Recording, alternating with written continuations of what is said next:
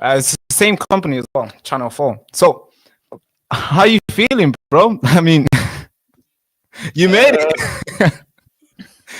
You can tell they're watching you now. So, they try to avoid a lot of people like us, just normal YouTubers with a phone. It's getting to the point where they can't avoid us now, that they have to silence the voice. How are you feeling, bro? I feel confident. Yeah, I'm sure. As always. No, that's good. Yeah, I feel very confident. I feel with what YouTube said at the end, well, with what they said at the end, YouTube have said that I'm not violating any of their policies. That's right. For now, we know the YouTube channel is safe. For now, we can still get the message out there. If they want to demonetize me, that's fine. You know, it was never about that anyway. It wasn't about that. So we're still making our hotel videos. We're still showing the people that they are still there. These migrants are still there. And it's like, even with what Channel 4 said about, they just pick out the videos with the women and children, yeah? That's what they picked out.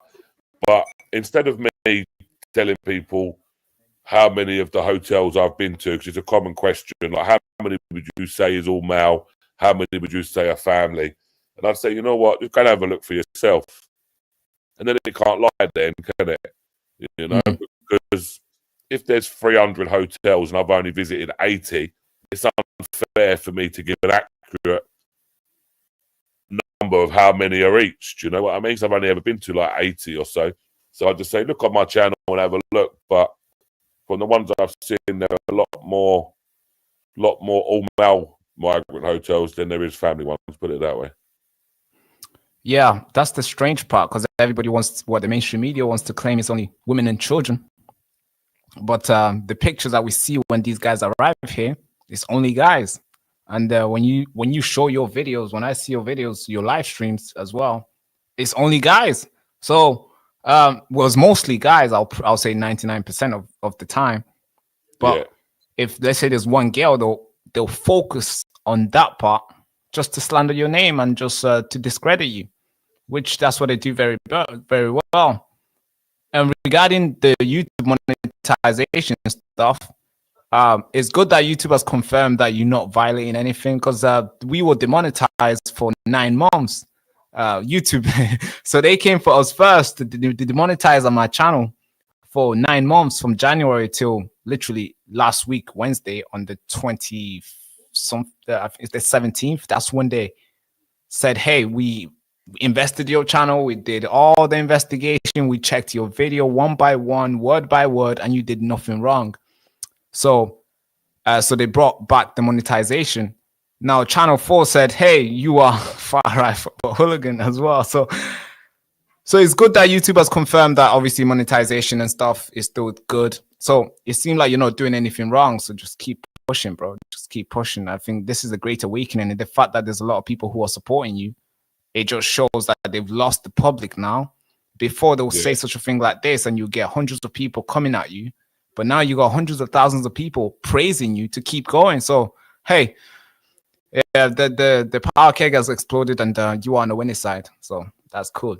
That's cool. Yeah, thank you, bro. I hope, listen, at the end of the, like, as long as we can keep getting it put out to the people, you know what I mean? As long as we can keep getting the message out, that's the important thing. And I think we're still going to be able to keep doing that.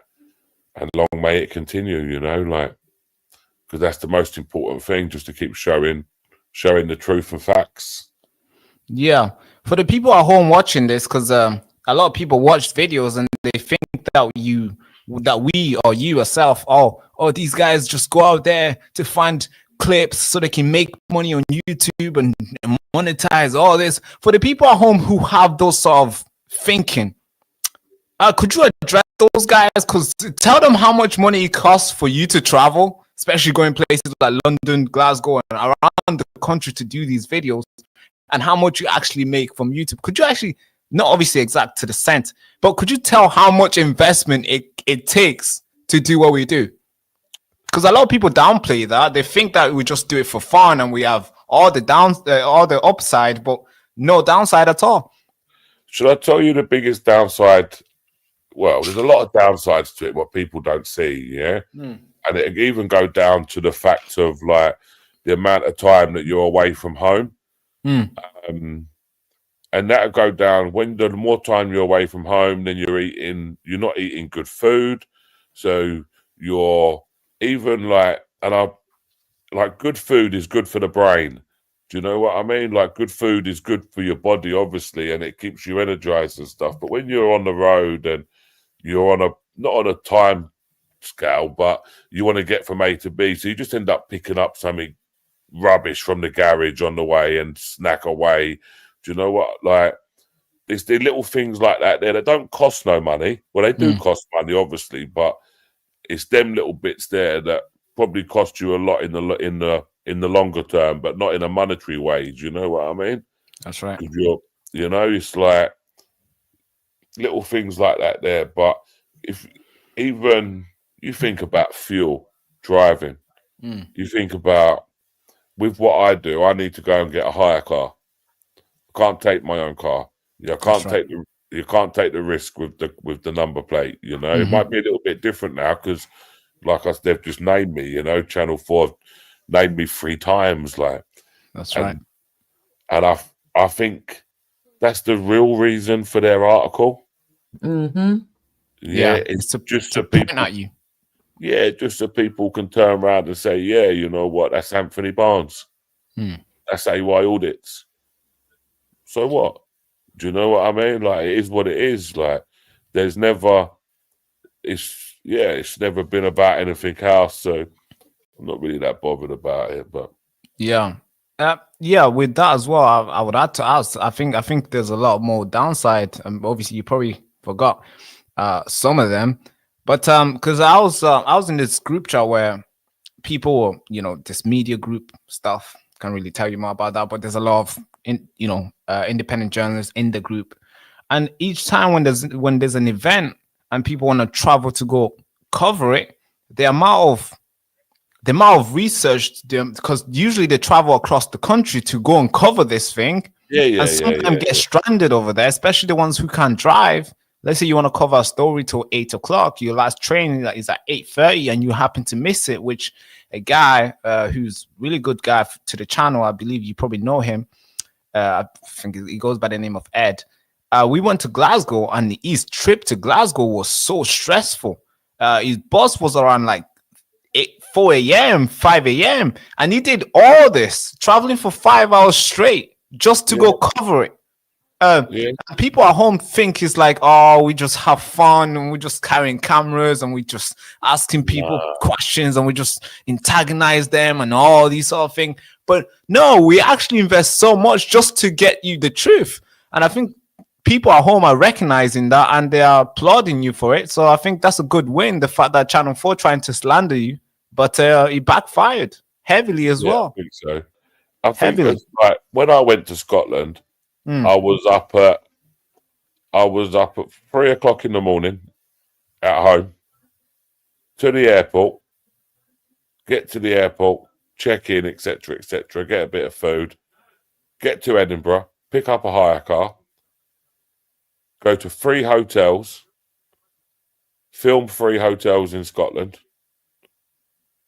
go to my hotel, check in, go into Glasgow, get some dinner, film another 2 hotels.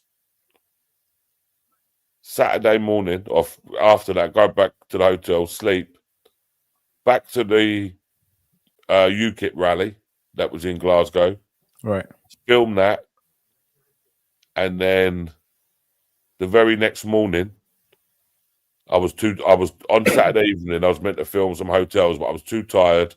I couldn't do it. I was too tired. I couldn't do it. So I went back to the hotel and slept. The next morning, I think it was 3 o'clock in the morning. Again, I was up. Fly out of Edinburgh back to Stansted. Then from Stansted back to London. Home. Showered. Ate a bit of home-cooked food. dressed, and then back to Epping to film the protest. God. Yeah. Look It's at a that. lot of hard work, isn't it? And that's why so many of us are really grateful for the ones that go out on the front line, like you and yourself and the other gentleman, that you go out there, you film it live. You don't really edit that much. I mean, Barak does a little bit of editing, but for the most part, you do actually show the whole thing while you're there at the time live before you go back and maybe do an edit. So if you're somebody that money from me going to Scotland, I didn't make no money. It makes zero money. Sometimes I didn't make no money. That's right. That's right. I think it's really difficult. It's like a business that every single day you're thinking, hey, is this the time we quit? And you're like, all right, let's carry on. Is this the time we quit? It's like that business where you just keep on contemplating, and every single day is just a question like, is it worth it to go there? But don't you think it's because you're not actually, even though you're trying to get the word out there, so you want extra views and subs, don't you think because underneath it all there is an underlying cause that something is going wrong with our community? That's right. And we want people to listen to us, and we want to find solutions, and that we want community cohesion. So that's what drives people. It's not the money, it's actually the cause. That's right. And a lot of people are forgetting that. It's not the...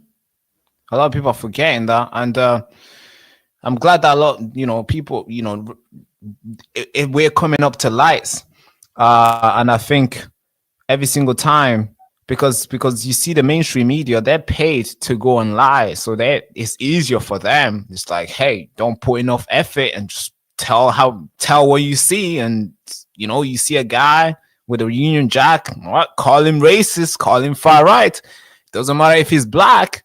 If he's on the other side and he's not crying about how sad and how whatever the words really are towards the country, he's far right. And if he's so proud and he's a lefty and doing all this, then his counter protest is the good side. Because I believe Channel 4 was Channel 4 was at Glasgow rally as well. We were there. I gave a 4-minute interview to them. They've not released that, but they've released the cut of it. In the clip of it, they called all of us far right. So I didn't know it was them. I just seen big guys with big cameras, and they approached me. They're like, hey, could I get a word after I gave my speech? And I was like, okay, cool, let's give a word. And my team was there, so I was like, hey, record this part, record this full interaction, make sure we have the full interaction. And we do. But they've not released theirs. Maybe because of what I was saying, they thought I'm going to call everybody their far-right racist, but they happen not to get that clip. So they've not released it, but the one that they have, they called me far-right. So it just goes to see that anybody who's against the migrants or anybody who's against people coming in the country legally is just ultimately far-right. And I think the public have had enough. The word means nothing anymore.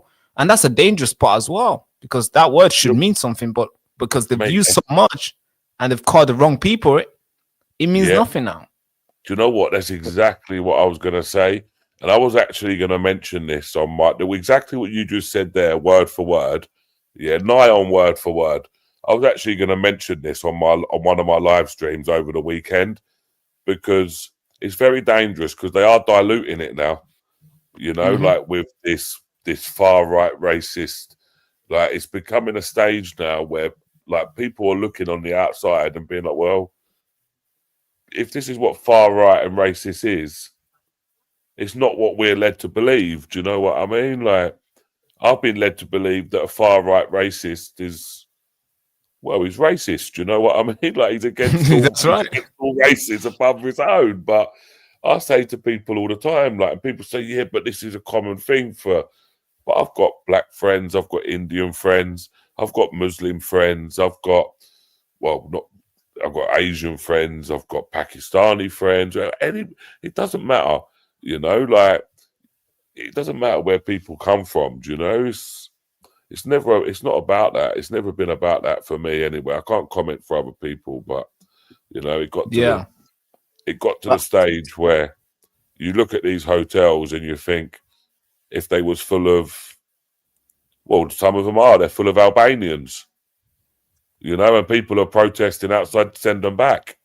You know, But that ain't about AY, race, at no is it? point, at no point has any of us ever mentioned the color of anyone's skin in these hotels, No. because it isn't like there's like North Exactly. Africans there. I look at, say if you're from Morocco, I look at you as white.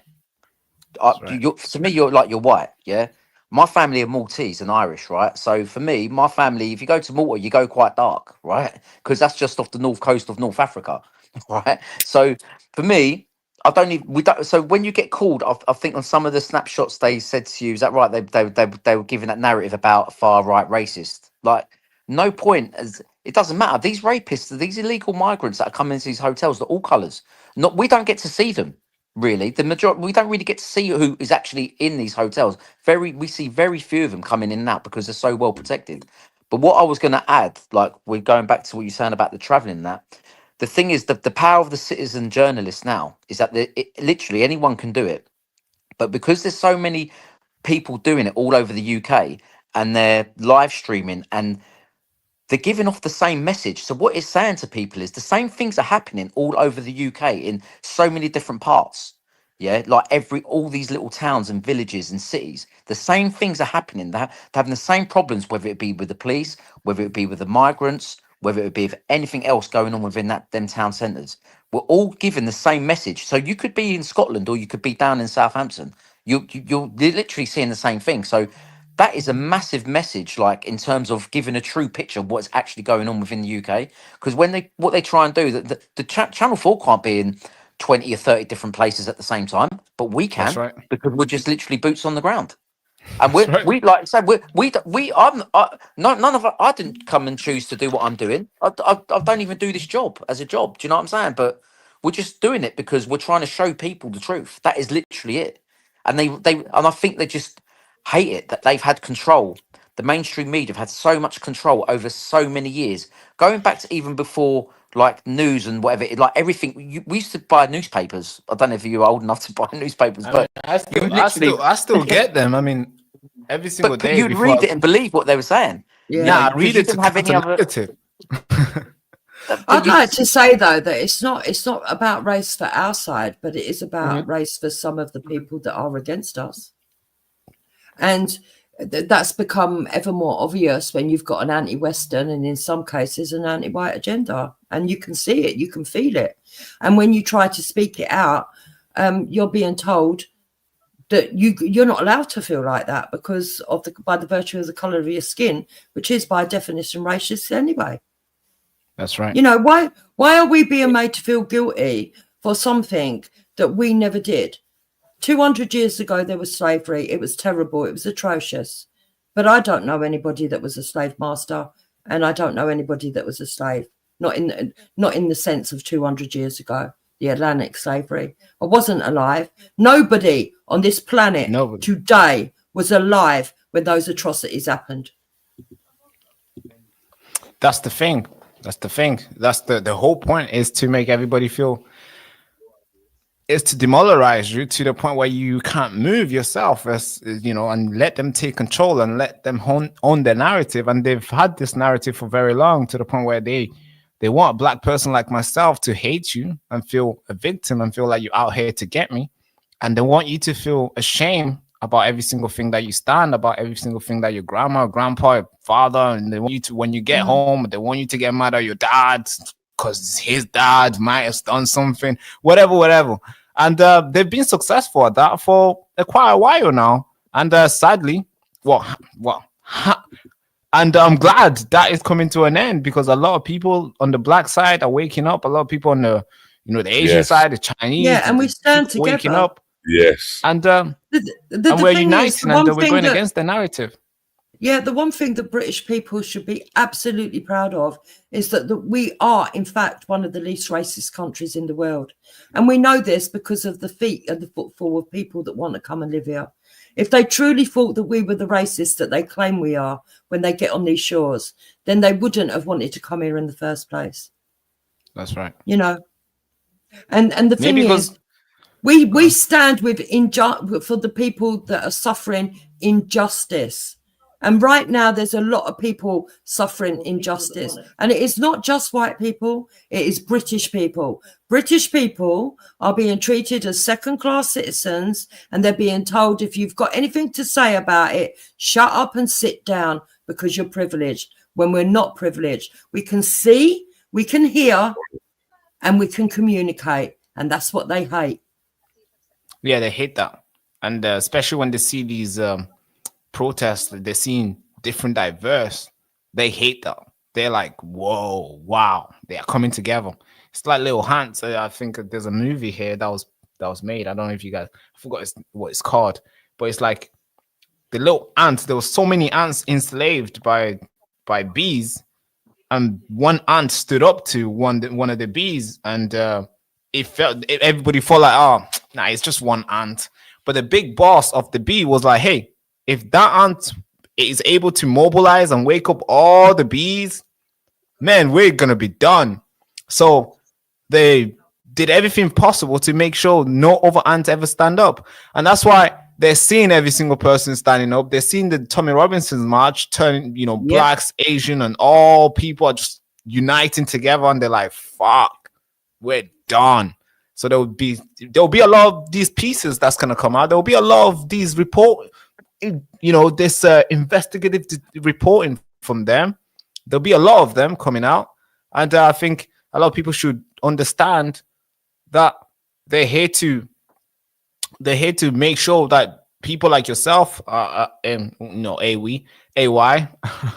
that you are doing it wrong, and that people should think that you're racist, and that to discredit you and stuff. But I think that is done now. As I said before, it's done now. More people are waking up. When you go on Twitter, go on Twitter now, there's so many people who are reporting. Now, to be a journalist, you just need your camera, and they're losing it. But the thing is as well, Baraka, and I don't know if AY, your experience, but even when I've approached the so-called far left and I try to engage with them, they don't want to talk. They don't want to talk. So when you try and have like a conversation with them, to be fair, there's one guy that I spoke to from Antifa, and it come to light he's apparently the head of Antifa. So I don't know how, but I managed to engage with him, and I was like trying to say to him like, and all they come back to is like the World Economic Forum and all the globalist agenda, and I'm like, I agree with you and all of that. I said, but you can't be sitting there calling people here racists when they're not. You're here for stand up to racism. You're walking around with these placards, but no one here's racist. Like literally, no one here's racist. It's just this narrative you're trying to give, and it's not. And then you've got the cheek to call people Nazis. You Nazi scum off our street doing all that. Like do you know how derogatory that is to call anyone a Nazi? Like, do they not understand what actually happened? Like, but this comes from the top down. You can't. Yeah. To some extent, you've got to blame the politicians, because we've got our own prime minister who stood there and branded a whole nation far right because they were upset that girls got murdered. But the thing is, right, so when we went to one in Epping, of AY, I don't know if you was there, but the only sort of bit of sense I got out of someone is Jeremy Corbyn's brother, Piers Corbyn. And he was there. He was actually there against he wanted the hotel shut down as well. And I spoke to him, but he was all about the digital IDs. And this was probably about 6 weeks ago. And I was trying to say to him, I said, look, at the end of the day, like, he was trying to get, he's wearing his Palestinian little brooch and all that. I said, I don't agree with all of that. I can't. I said, but at the same time, I said, how do the right and left to get, how do you come to some sort of middle ground? Because there comes a point where, these are just labels, right? They don't actually mean anything, because at the end of the day, we're not all going to agree on everything anyway, whether you're right or left or whatever. Like, I don't agree with half my family or my friends on things. So it doesn't mean to say I don't like them. Do you know what I'm saying? So stop trying to separate yourself because of these labels. Try and meet a middle ground. Like, so if he's coming from the left on behalf of his brother, for instance, right? They've got quite a big following, let's say from the socialist side, yeah? And if we all agree that we're all against digital IDs, that is one massive thing that we could all like agree on and literally like come together on and get rid of, because we all know that's going to be a bad thing that they're going to try and introduce. So why can't we do that? We need to start finding middle ground on the things that we do agree on, I and then agree. worry That's about right. all the other bits and pieces. So when people try and have a debate, like that's having a, you know, so the person that was on there earlier, you know, trying to debate and try and shut me down, and I know I was over talking a little bit, but I'm so passionate about the things that I believe in, and I don't expect people to agree with me. If they want to disagree with me, that's fine. But why can't we all come together on the middle ground on certain things? Like I say, that in that instance, for instance, yeah, and let's, you know, and unite on that. I'm not saying we've got to stand together, you know, on a march On together, or whatever. everything, But yeah. let's say The if main something, things. you know, but we can all be protesting in our own right against the same thing, and stop. Well, And start and put we and all block believe these our things. children should be looked after. Should we let Henry come up We for a all little believe while? that our government should represent the people that voted them That's in. right. You Yeah. know, I the think, country that they stand for. We all believe in a lot of things. Yeah, it's called the Great Game.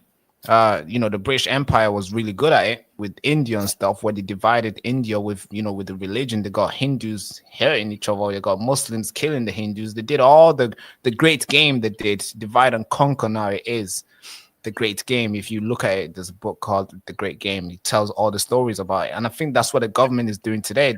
The Great Game against all of us. While we are here fighting each other, we all just want to eat. We all just want to pay our bills. We just want to live and exist and have fun, and, you know, watch the kids play, and, you know, let them go outside without us thinking that something might happen to them. Let the woman go outside without thinking something might happen to her. I mean, that's what we want. But obviously, the government wants us fighting each other. The next minute, as soon as we stop fighting, we're going to be all under this digital surveillance, this digital technocrat machine that they're pushing. What's this name? What's your name? Say that again. What's your name? It's Baraka. Baraka. Yeah. Does all hate have to be based on race? What? No, I don't believe that. No. Are there mass genocides and all sorts of other hatred and killings based on other things other than race? Like, because you're kind of making a straw man argument, like by saying we're not racists. Not everyone thinks you're all racists, but you're haters based on ultra cultural nationalism. You think this culture is better than theirs. That's why we hate you. That's why we want to get rid of you. And then you start making up stories about.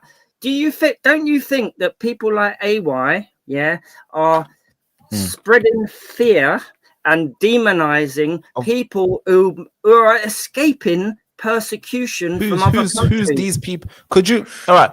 Yeah, so obviously you're presumably, like, I just think you just said you're along the same lines as AY, idealist, with his ideology about not liking migrants. We didn't discuss ideology. Yeah. We discussed where do you come from, by the way? Are you the son of a migrant? What's this guy's name? Because if you're gonna ask me a question, you have to let me respond. You can't just go on. It's not. Henry, you have to let him respond, Henry. Yeah. All right. Oh, Henry. Okay, perfect. So Crinkle. Of course, I don't agree with every single thing AY believes in. I think I'm my own person. I can believe in something else. We're gonna disagree on a lot of things, but we agree that they should be reporting that he does, because we're not getting that. Now, right, so his report, isn't it based on demonizing them? It's based on demonizing these people like they're all criminals. All right, look. Okay, cool. Do you believe Great Britain has laws that if somebody was to come into the country, coming in uninvited, we would have to deport them? Do you believe that we have those laws in place? No, because we don't. Hang on. One of the only ways, let's take Afghanistan, for instance. There's no legal route to claim asylum from there to the UK. One way to do it is to have 2 feet on our shores, then it's legal to claim asylum. And so by international law, we're not allowed to turn them away by maritime law, international human rights laws, and all the rest of it. All right. So just because they can't come in, they can't apply asylum from over there, is that our fault? Like, no, somehow we meant to take in the bills? We meant to just let them come through illegally? Is that because they can't apply from over there? Right. Presumably, you agree with legal migration. Is that correct? Yeah, I'm a legal migrant. I wasn't. All right. Quick story. I wasn't born here. I'm a refugee myself.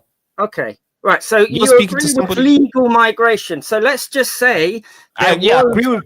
Quick one. No. Wait. You've spoke a lot here. Now, I'm a legal migrant myself. I came here. I wasn't born here. I came here when I was 11.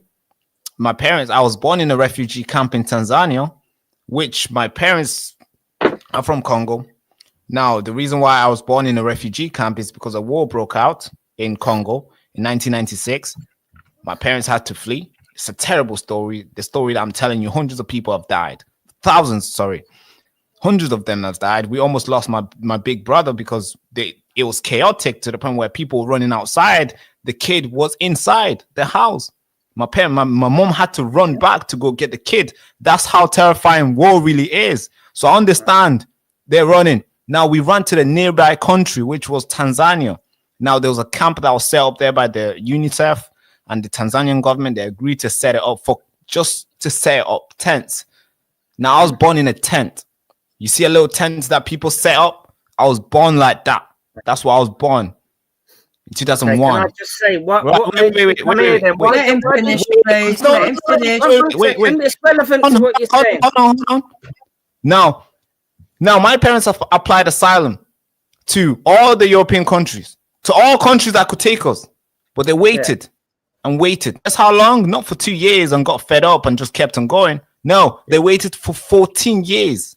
Right. 14 years they waited in the camp. Right now, when I speak to my mom, she still has friends in that one camp that are still waiting.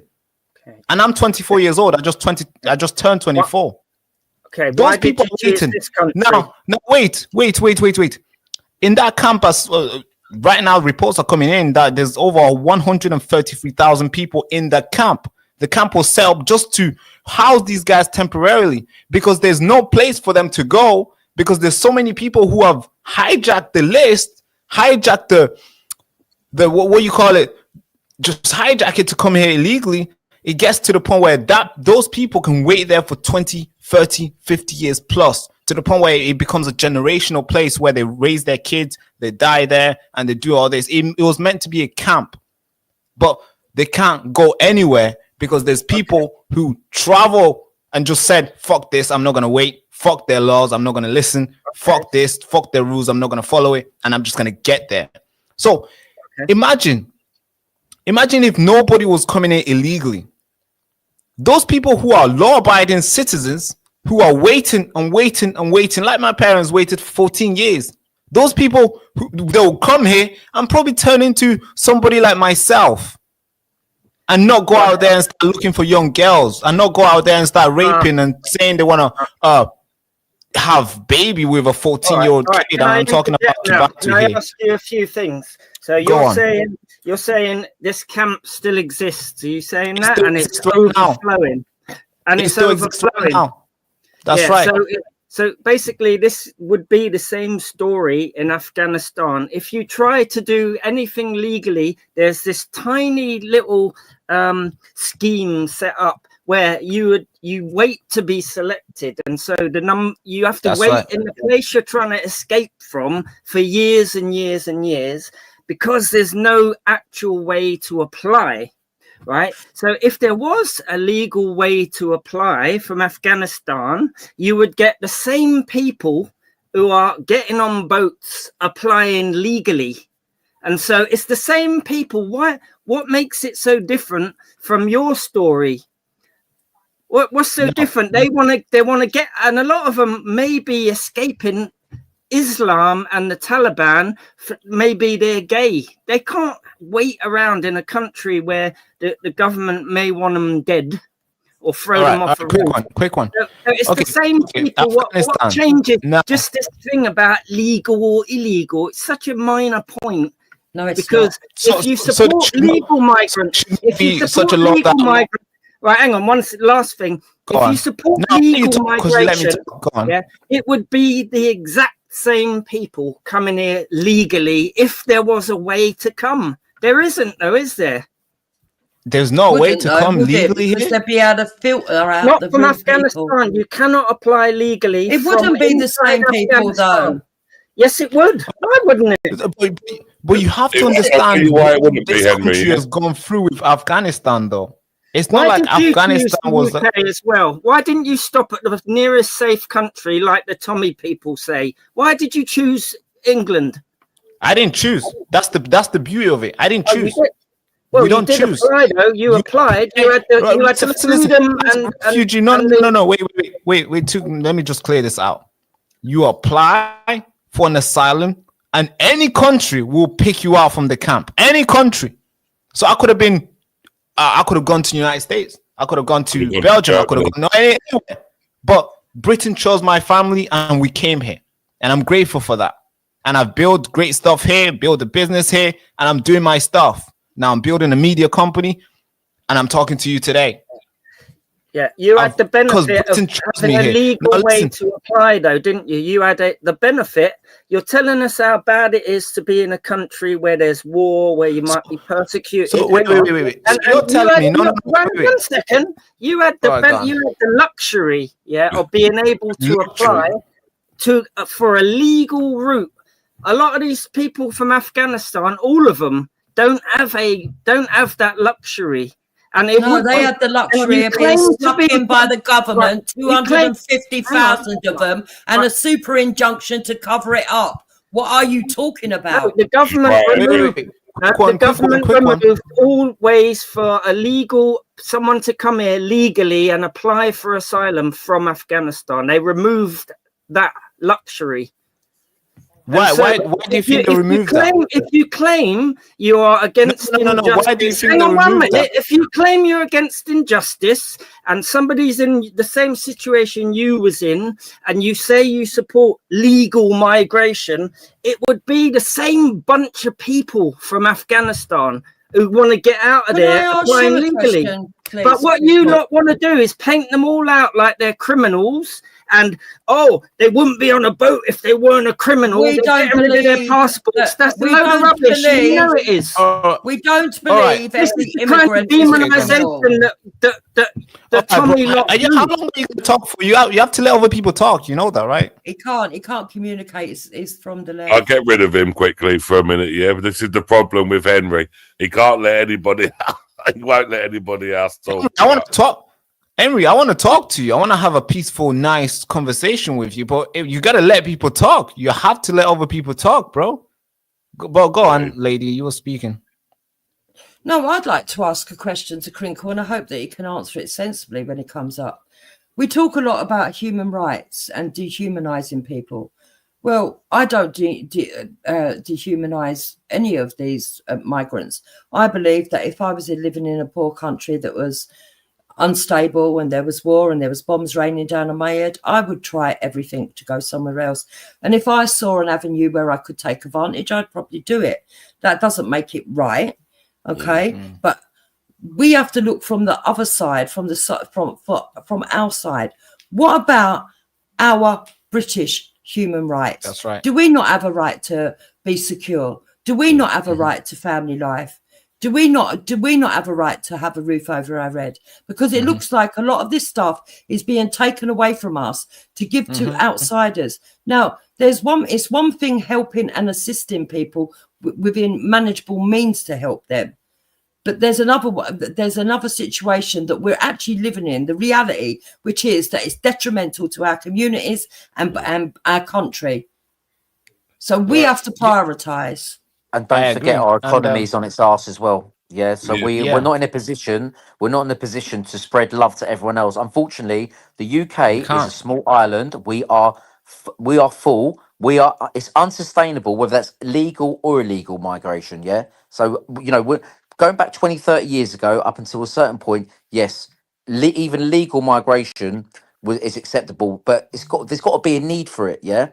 And they've got to be able to add and invest within our society, because you can't have a people. That Henry said, like, it's not a God-given right that you should be able to leave one country and come to another. But we've made it easy. It's our own fault, and it's not. I don't blame people coming over because they've been given a free meal ticket. So I don't blame them individually. I blame the government, and I blame the bureaucracy around it, right? And the visa system from the legal side. But and we are Henry broken, Britain. We've got to look after our own. Look at our house. We've got a housing crisis as it is. We've got people that are waiting for housing, social housing. We've got homeless people. We've got vets on the streets. We've got fucking so much. We've got an NHS on its arse. Don't they have the right to a roof over their head? Why is no one coming out to support them for their human rights? But if you're looking after your family, right? This break it down. If your family, mother, husband, wife, 2 kids, right, and you're living in the house, if you can, your monthly ingoings and outgoings, if you're barely breaking even every month, right? Why would you be going? Why would you invite people into your home or offer, like, you know, offer money to elsewhere or help people out, like on the finance? You wouldn't be able to do it because you just wouldn't be able to financially survive.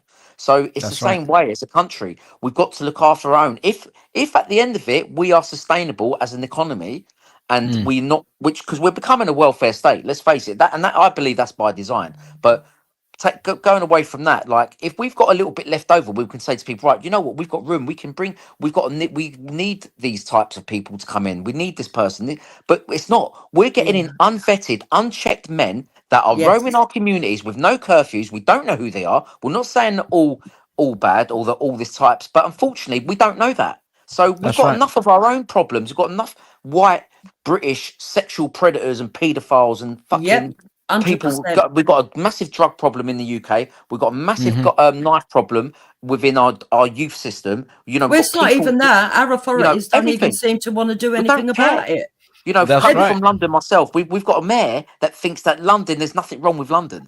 We've got delusional people, like literally in power. So they're not living in reality. These are making these decisions, and unfortunately, you know, whether that crinkle, whether they are you know, obviously we disagree on a lot of things, but you got to see the light. Like, do you not understand? This is indoctrination. You've literally got to take a step out of what it is you're doing and have a really long, hard look. Is the UK in a better place than what it was 5 years ago? No. 10 years ago? No. 20 years? No.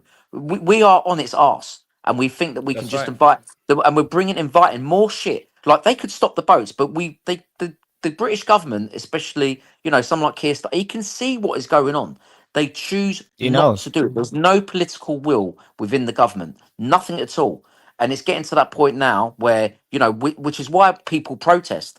They're getting out protesting. We've got no freedom of speech. We are living in literally a communist state. Now, people think that I'm chatting shit. Literally, look at what's happened to Katie Hopkins, right? Yeah, whether you like her or not.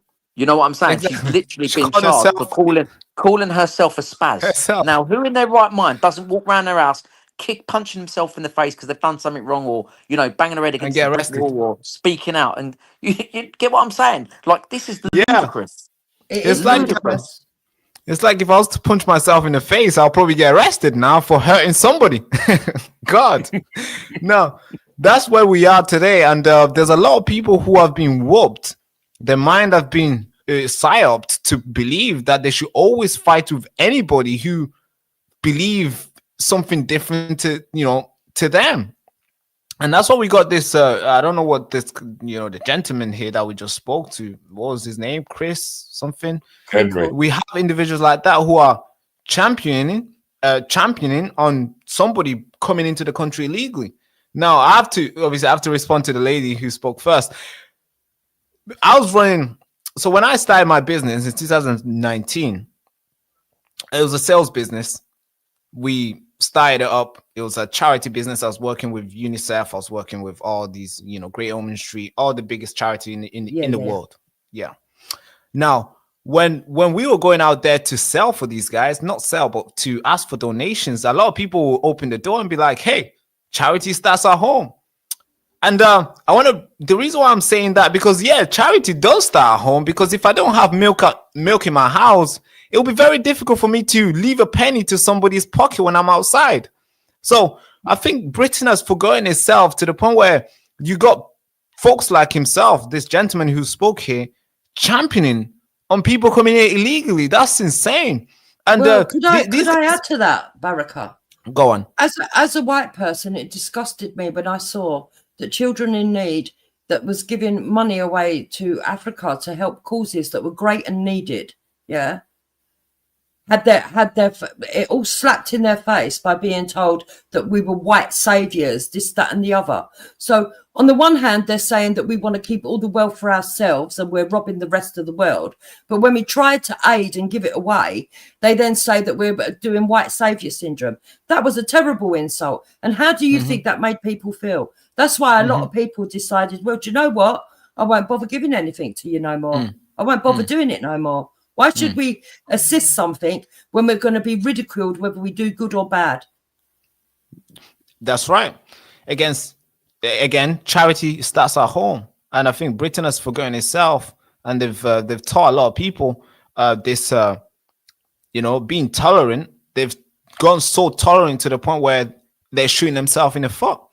Now we got again, obviously the gentleman who just spoke before after the lady. We got a mayor here who thinks London is perfectly fine. When every hour I was speaking to the team today, they brought this report. They was like, hey, you want to do a video about this? And the video was about every 1 hour there's a rape report in London. And I was thinking, what the fuck? So every single 1 hour there's a girl who will be sexually assaulted? And Sadiq Khan wants to say this is the perfect city in the world? Really? And they're the ones that are reported. Yeah, and those are the ones who are reported, by the way, because some girls, a lot of girls, do not, they don't feel safe to report because the police will just tell them to shut up, that we've learned from the grooming gang. Or the police will be involved. Shit, fuck. So it gets even worse. It's even dangerous for them to report. That's where we've lost ourselves. Now, I want to address the guy. I would like him back, to be fair. The guy, but if he's able to talk and have a lovely debate, then I'd like him back. But he's championing for Afghanistan to be able to travel all the way. I mean, what's the nearest country to Afghanistan, really? Is it Britain? Are we the nearest country? I think not. I don't think so. I don't think they go through the Atlantic and get here.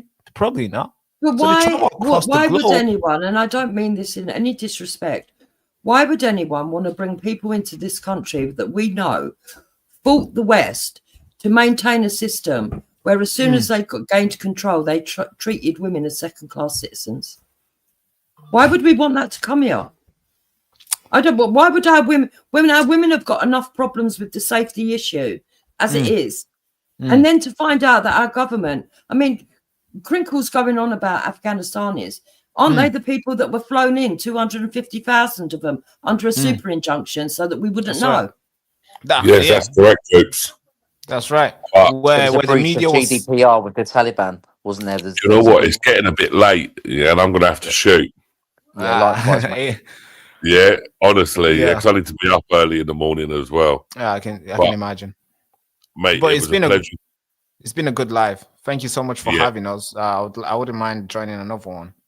Mate, listen, send me a DM somewhere. If you go live, I'll jump over yours or whatever. It's not a problem. Yeah, I'm going to probably do one in the next few days as well, mate, because I've got the promoting the Pink Ladies protest and all that as well. What is your channel? What is your channel? Mine's Goucher Reports. I don't know if you can see my name up there. So I'm on YouTube. You've got a nickname, Jukes. Yeah, what's his nickname? Report. No. Can you put your link in the back, Goucher, so I can Goucher, put it in where you I think I know you from Twitter, no? Yeah, Uncensored Patriots as well, isn't it? Oh, yeah, that's right. Oh, now I know who you are. Fuck. Shit, I was thinking, I know this boy. Now I know who he is. Yeah. What's your nickname, Martin? Goucher Reports. Yes, mine. Yes, that's right. Nickname at Epping? I don't know. You tell me. You've obviously made one up, Gron. I love winding these little fuckers up. I swear to God. Chris wants to defend himself. We'll make the most of it, AY, because your YouTube channel is going to be down by next week. No, YouTube said he ain't broke no rules. He's not broke no rules. I'm only joking. I hope not. No, because I really do hope not. But now they're under pressure to keep the truth alive, so they'll probably keep the channel. And maybe I think that's why they remonetize us after 9 months, because they got so much pressure from all the governments to get the people on the right side back on YouTube, because you know the right wing is winning again on, you know, multiple governments in the country, in the world. So YouTube has, you know, they're going under pressure to keep people like myself and yourself on. So hopefully for the next few years to come, we can enjoy the ride before another left wing government sweep over the nations and censor everything again. Okay, well, thank you, AY, and I'm glad that you know that it wasn't too much of an encumbrance what they did to you, because you know, but they still took a little bit of a liberty, I think, by putting your name out there and trying to link your name to other people's actions. I think that was a bit naughty. I think, not fair. Like, to name me 3 times in the space of that time when they was talking about me and not name anybody else is a bit of a low blow. Yes. But when it comes to this at the moment, down in England or whatever, United Kingdom, we've probably got the biggest channel that is operating and doing this at protests and migrant hotels, that we just concentrate solely on them. Yeah.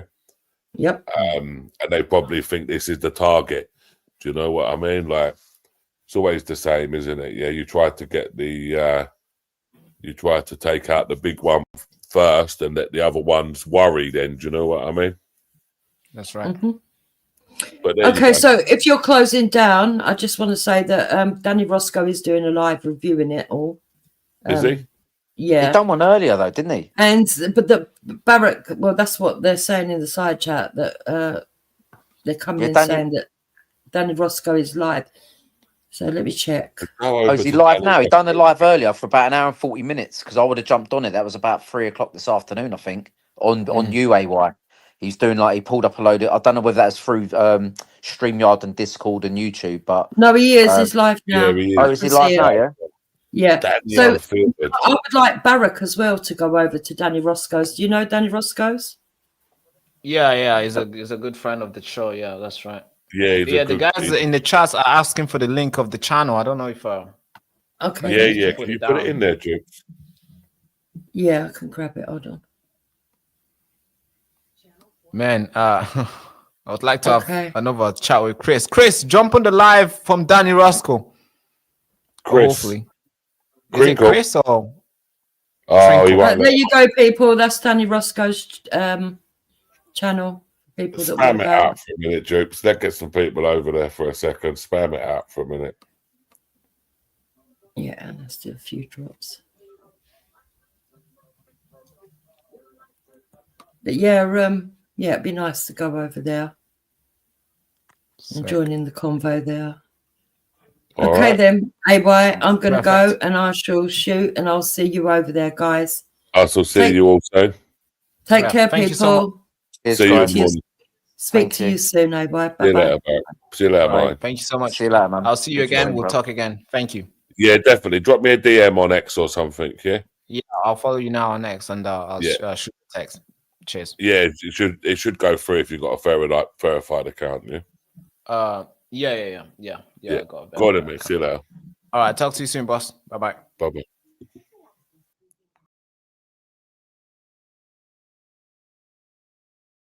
So yeah, that's me with the guys. It's Channel 4 called All of Us. They released mine yesterday, calling me a far right after giving a speech in Glasgow. Now they've called AY a far right as well. You know, they got this piece that they released today. Well edited, I might say. Well produced. Don't know how much money they invested into this, but full of lies, calling people, just anybody who's out there recording the migrant hotels, racist, far right, all these sort of things. And I think that's a big problem, and that needs fixing, because there's a lot of people who genuinely just want to report the truth. So I'm going to jump into Danny Roscoe is live. So let's see. God. Is it Danny?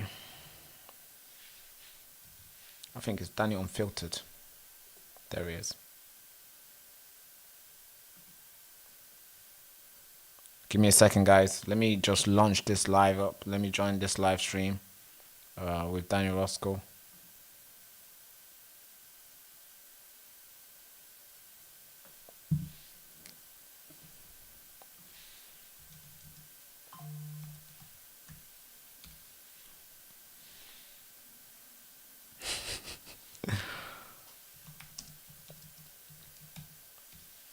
All right, let me quickly call Danny Roscoe so he can give me his link to join this thing.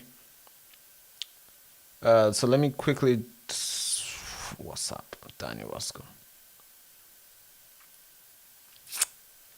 Danny Roscoe, Danny. If I call him right now, I might fuck up his live stream. So I'm just gonna text him. Send me the link.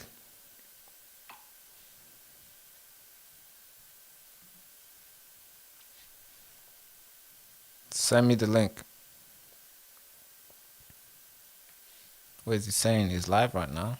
A second one of the first stream this afternoon about our boy AY and the auditors and Channel 4 and everything like that. I don't know how long it's going to go on for, but you know, we will do what we Give me a second. I'm trying to join Danny Roscoe's thing. Please, everyone, just like, repost, share it, do what we do, because it's important. It's important that we can get a message out there, and when people try and silence us, right, it just makes us stronger because we know that we're on the target. Let's get the stream to Danny Roscoe's live stream. Sorry, let's get the link to Danny Roscoe's stream. If you're new to the channel, make sure you like, comment, subscribe. If you're watching this from AY Auditor, make sure you like, comment, and subscribe. I would say let's get straight up to it, but God. I haven't got it. So give me 1 second, and I will get straight onto it. Did anyone see it tonight? Anyway, the Channel 4. Yeah, the Channel 4 documentary. Did we see it? Did we not? It was absolutely rubbish. Yeah, exactly. As well, to be fair. But insane. we're glad they showed their colours because Channel 4, isn't it, really? It is Channel 4. Right, let's get onto it. Let me start straight onto it. Everybody, thank you, share. It wasn't on my Channel 4 this evening. Oh, tits, so you can see it straight away. Yvonne Powell, thank you for reposting. And I know if you've done it, see, it's on here. I know if you've done it. Right, it's very interactive, this stream. It is very interactive. Right, I hate this headphone. I don't like wearing headphones. Too much because people haven't seen it. Some people haven't. But I have to hear myself and to hear whoever I'm talking to monitor the show. Get Baraka on. Guy talk sense. Cheers. Thank you so much, whoever commented out. Danny Roscoe is just setting things up right now. We'll see. I don't want to call him because I don't want to disrupt his stream because that would be unfair. I don't know what sort of.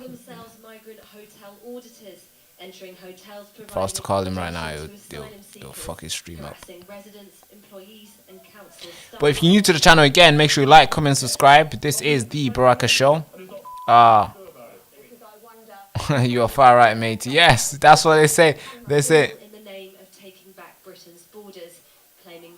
Yeah, they call us far right. We got a lot of people coming on the show. We got a good. Let me just talk to the viewers here watching on the Baraka Show. We got people coming on this show. Tomorrow we got early podcast. It's like 10 a.m. I think. Yeah, 10 a.m. Is it 10? It's 10 a.m. podcast tomorrow. We're gonna pre-record it. It's gonna get edited by the team, and it should be out by like. It should be out by like 2 a.m. depending how quick they are. By 2 p.m. it should be out. So then 4 hours after that, it should be out. Depending how quick the team can get on it. Then we got a live stream tomorrow at 5 p.m. which is gonna be maybe 1 hour or maybe 1 hour and 30 minutes long, the live stream, and there'll be a lot of videos that will be rolling. I did an interview with the mainstream media. Yeah, I did an interview with big mainstream media. I believe it was Channel 4. I'm gonna post my part of the interview. I was waiting for them to post theirs, but it seems like what I spoke about was too true. That it was too hard for them to understand. So they have not released my interview with them. I don't know why. I don't know what sort of editing they're doing with it. It's been a good 4 days. They've not released my interview with them. So I don't know. I might release mine tomorrow. I was waiting for them, but it seemed like they don't want to release it, so I'll release mine. It's 5 minutes long. They were just backing. They were just shooting questions. Bam, bam, bam. Like, why are you here? This? Do you think this is racist? Blah, blah, blah, bam, bam. And they were expecting me to say, yeah, I'm here because they want to kill me. I'm here because no. I was bam, bam, bam. And they've not released it, so it makes sense.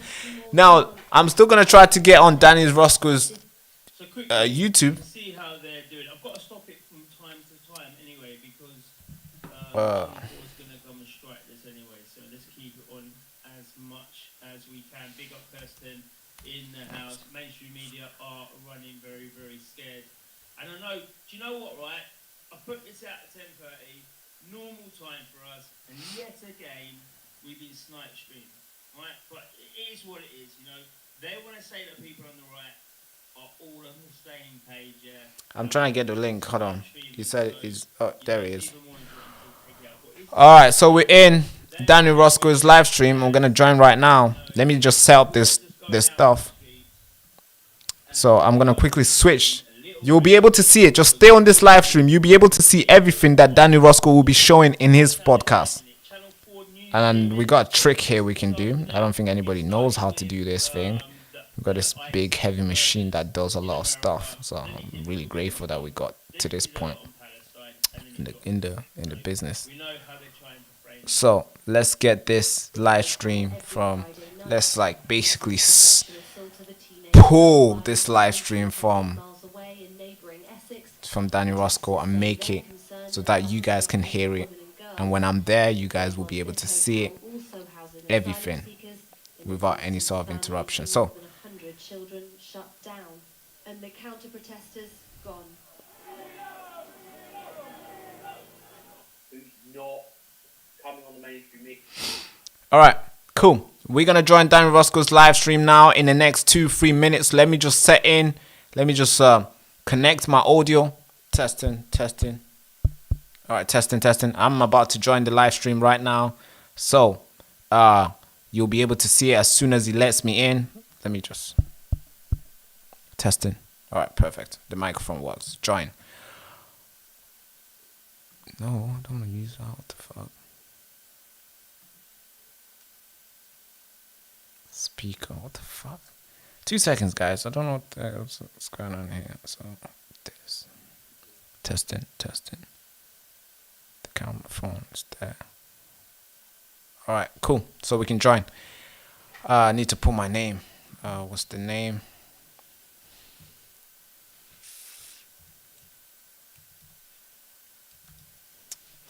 I don't know why people use these things.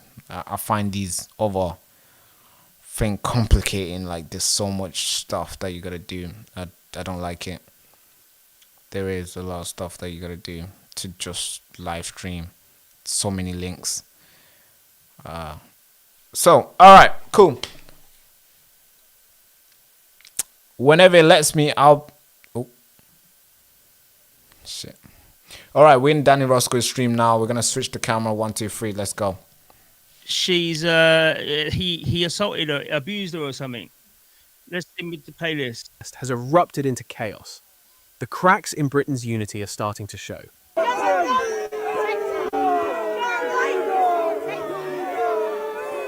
As you can see, AY is at the behind there. We've got another auditor just there. We've got another one there, another one there. So there's plenty of people. In Epping, neighbours are... But that wasn't AY. That wasn't AY. You know, it's got nothing to do. It's absolutely got nothing to do with him. Right, I'm gonna bring Baraka on as well. So welcome, Baraka of the Baraka Show. Please go and can we get him? Let me change this round. This is terrible. All right. This is terrible. This is terrible. Wait, Jack, I'm going to kick you quickly, and then I'm going to bring you back in a bit. All right, bud? Let me just speak to Thingy, and then I'll bring you back on it, yeah? Because he's not... Okay. Is that all right? All right, cool. I'll see you in a bit. Thinking. Testing. No, it's not even... Cool. What's Testing. going on, Baraka? Yeah, I can hear you. I can hear you you well. well. How you doing, boss? How you doing? Big day today. I can hear you well. How you doing, boss? How you doing? I'm doing good. I like your dedication, bro. I have to give it to you because you are out there. I like your dedication, bro. I have to give it to you because you are out there. You are very vocal and you do this all the time, and you've been doing it for longer than myself. So, especially reporting what's going on in the country, and you do live streams multiple times a day. So I have to give it to you. You've inspired me, and you do a lot of hard work. So well done to you, bro. Thank you. We're out here learning. We're out here learning, but yeah. We need to get it together. We need to get a podcast together. We're supposed to do a podcast the other week, but I couldn't make it happen. So apologies. That's right. I'm sure we'll make. Yeah, I'm sure we'll make time for this one. We're gonna make time for it. So definitely. Did you see the thing today? Did you see the channel for what we're talking about? Did you see that today? Yeah. Yeah, I was. I knew it was coming out. I knew it was coming out, and I know it was going to be bad. There's one that's coming out very soon about myself. I don't know how bad it'll be. I did an interview with them on Saturday, Channel 4, I believe, because, he didn't want to give his name. He was just saying, hey, big media. But he didn't say his name, but I know. So I did one interview with them. I knew this one was going to come out. I think I knew about like a day ago that it was coming out, and people were bracing for an impact because we knew it was going to be bad, and it dropped, and guess what? It was bad. And I just spoke to AY about how he's feeling and stuff, but the support is overwhelming, flipping good. Like, it's overwhelmingly well for him. The people are waking up. Usually when these reports will drop, people will just go and attack the person and be like, hey, you should be ashamed, and this and this and this. But now that doesn't happen anymore because the people are awake, and the people they see this, they see the mainstream media reporting this, and guess what? They go and support the person. So yeah, exactly that. So it's a wrong move from them, and they lost. It is a bad move. It is a bad move from them. And they are losing it. I'm trying to get this one. I'm trying to get this one thing. This one video up because it will show what they're like. I've even got right. I went onto the White Vanguard's onto their X account. Right, they're a bunch of retards, to be fair. And if Misfits is watching, you know what to do, brothers. Right, but let me just get up here one second. White Van, right, and they've even said, right, so the BBC journalists, they need to do their due diligence, right? They need to do all that stuff. So the White Vanguard already said, and I bet they took it down now. They said that AY Audits is nothing to do with them. They're not part of that group. And if you want to speak to us ourselves. Earn tax-free interest on ISAs with PNBIL up to £20,000 for current tax year. Visit pnbint.com. Actually, AY, you're not part of the White Vanguard because they've denounced you. They've said that they're not part of you, but they didn't. Just because he holds a bit of literature, does that mean now that that he's part of the crew? No, it's hit piece after hit piece, man. But the people are showing him love, so we've got to bless for that. Yeah, I think that's part because they've lost because they had this monopoly for years, decades, long. I mean, long. They had this thing, and they see that people are utilizing their phone, literally just a normal phone. I see people just carrying normal phones at the protest, and somehow they gain millions of views and they gain millions and thousands of engagement. And the mainstream media would put so much, like when you see how much investment they put just to edit that this hate piece, this bombshell. You seen the amount of investment. You can tell that thing cost a lot of money to produce, and the reason why it's getting more views is because we're the one telling people to go watch how shit it was. Exactly. You know, exactly, because they know they can do other pieces, it won't hit because nobody's watching them. Now they found another monopoly to do pieces on people like us and calling us far right, and people like, you know, AY and anybody who goes to migrant hotels and record. They're finding that this is a one that people would watch, and the reason why is what people are watching it because they're shit at reporting it. Soon people will get used to it and be like, yeah, leave it, and they'll have nothing else to report. And they know that this power that they kept closely to themselves, they've lost that. And and it's you and me now, and other people who are joining, and other people who have been doing this, who have the power now, and we are the media now, and they hate that. They're scared because we have no big guys supporting us, and we just gonna say how it is. Because we're not scared. Exactly that, and we get the media out there quicker than what they can. I don't know if this is going to come. Yeah, that's right. Let me just take this off. Let me take this off. Where is it? Right. So here, I don't know if we can see this here. We can see you in the thumbnail there. But this was streamed 16 minutes ago. This is from AY Audits himself. So 16 minutes ago, he managed to amass 13,000 views. Right? That's 13,000 views. And if we go to, where was it? It was the next one across, wasn't it? If we go to here, 3 hours ago. Sorry, 3 hours ago. Where is it? Here, 3 hours ago, 7,000 views, and they have Channel 4 have. Get off of this one. Channel 4 have. Will it say it here? No, because I'm in wide. 3.9 million subscribers. So 3.9 million subscribers. Yeah, but they got They got 3.9 million subscribers, and they can only get 7,000 views. Where AY hasn't got 1 million subscribers, and he's getting 13,000 views live now.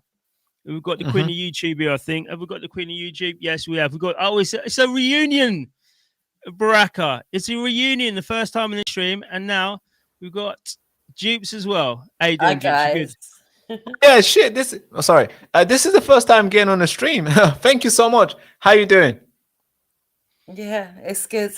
I don't really like the streaming platform he's using. I had to sort all myself out. How do I get a picture on it, Danny? Add picture. I'm not really sure. I don't know. Okay, no worries. Danny's just figuring it out as well.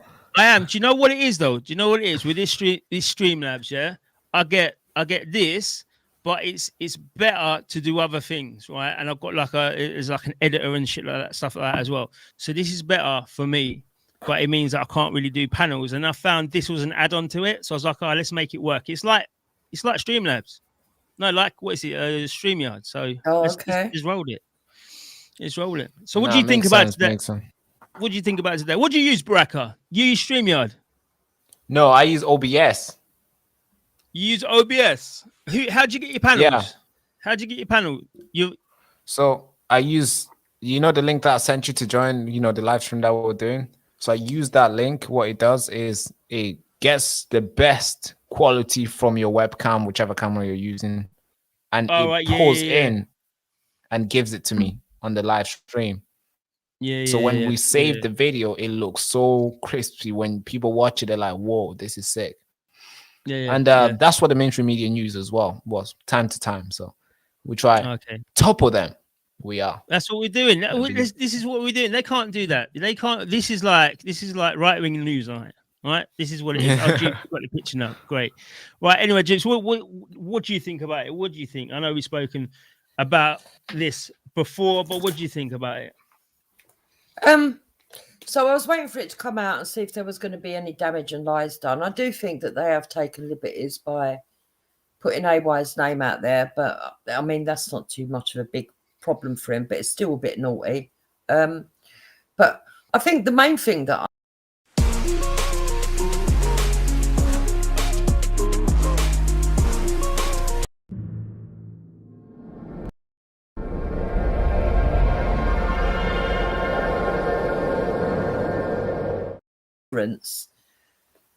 that the people are connected to AY somehow, and I think that's bad. But other than that, I think it was a shoddy hit piece. I think we can all make our assumptions of how they got his name and whether he listened to trolls, which I think whether the people have listened to trolls, which I do think they have done.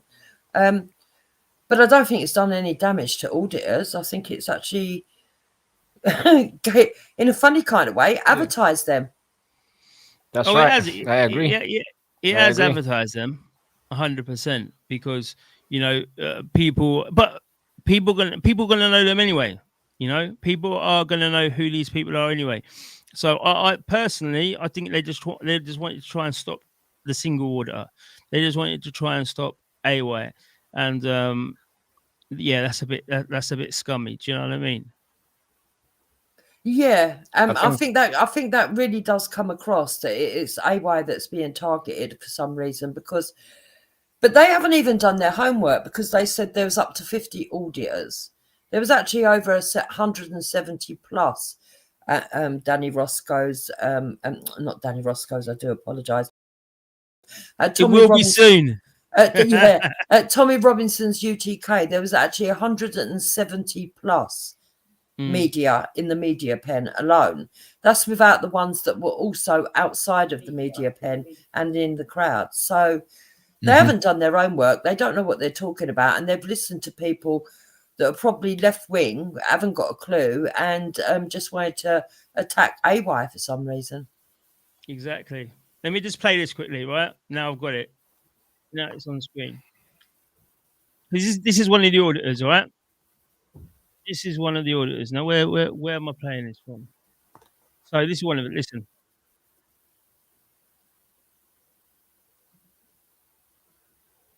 We can't hear it. Yeah, I can't hear it. There's no sound. The sound's really low in it.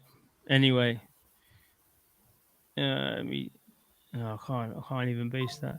You can't hear it all. No, nothing. It's not to me. I can't hear it. All right, cool. I'll try. This is a video I'm trying to put on. All right.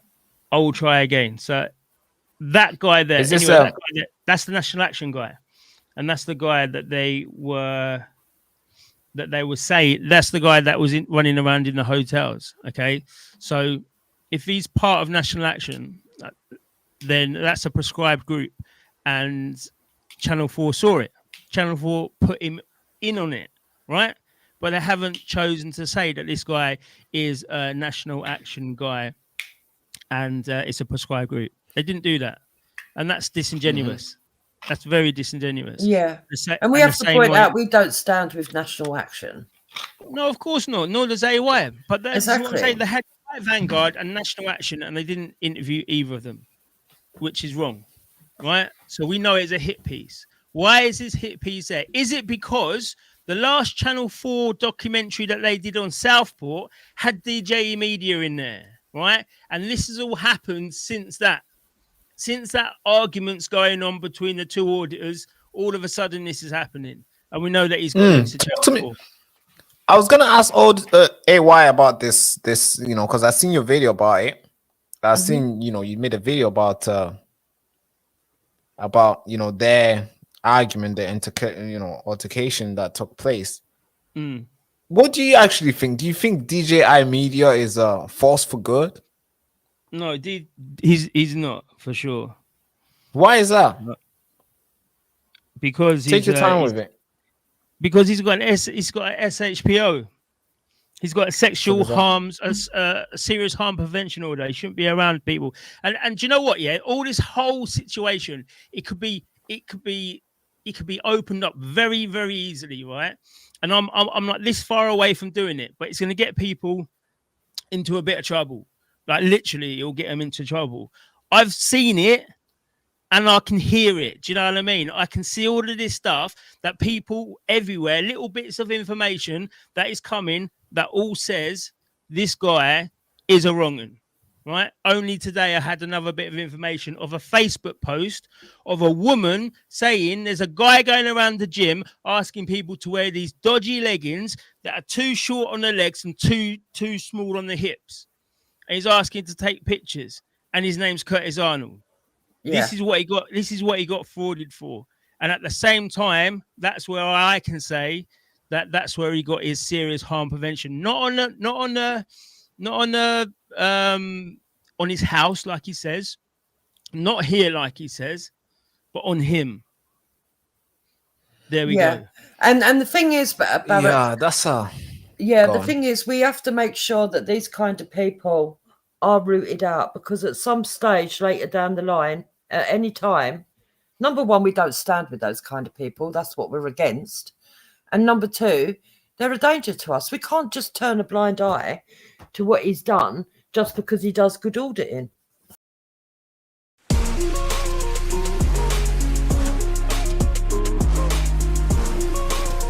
And yeah, that and is, if you are in doubt, I'm sure that we could find a way of getting some of the evidence to you. But you've only got to key into Google Curtis Arnold, and it all comes up.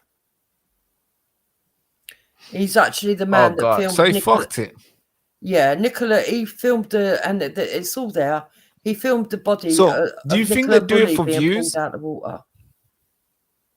Do you think they do it for views? Do what? Like what they do, like, you know, GJI Media, sorry. He does it. No, I think he does it because he likes it, to be fair. I think he likes that type of thing. I think he's a voyeur. You know what a voyeur is, isn't it? Somebody who watches. Yeah? Somebody who watches everyone. Men, women, dogs, whatever. He used to be called the Peeping Tom. Used to be the person. Wait, one second. Yeah. Used to be like the Peeping Tom. Used to be someone who would be, you know, through their binoculars. Now we've removed the binoculars to a camera. So now we have the camera. So people like him, I think, are voyeurs. And he might not be. All he's got to do, listen, he can stop all this tomorrow. He can stop all this tomorrow and he can say, do you know what, Dan? I want an apology for you and I want it to be a really good one. And I want you to really, really humiliate yourself in the apology of being how sorry you are to me.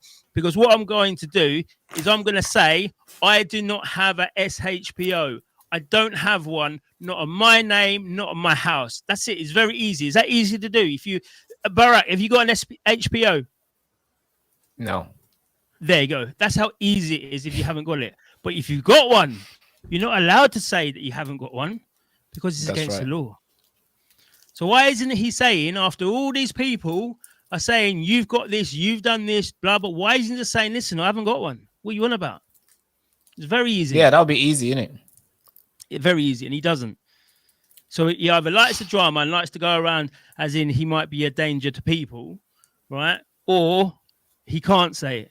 Because everyone's right. And you have to remember, Barak, that a lot of us come into this talking about things because we truly believe in the injustices that are going on. He actually started off his channels auditing nightclubs as though at closing time, watching the women coming out drunk and filming them. Wait, was that him? Was that him? Was it? Yeah, that's how he started. Was that him? Yeah. Nah, really? Yeah. In Manchester, there was a video all over the place. He'd go down the high street late at night. Yeah. I saw them videos, but I don't know. I don't know if that will if oh shit. You know what I mean? I've seen that. Wait, how do you call yourself a content creator if you're just gonna sit there and record other people live their life? Yeah. Exactly. I don't see you creating anything. Exactly. I don't know, folks. That is yeah. Actually, well, I'm talking about you. It'll be cool. Patrick's saying he started as Curtis Media on TikTok. I've not seen. I'm talking about on YouTube.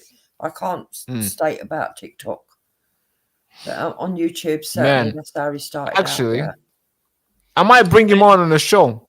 I'm gonna reach out to him. Yeah, do it.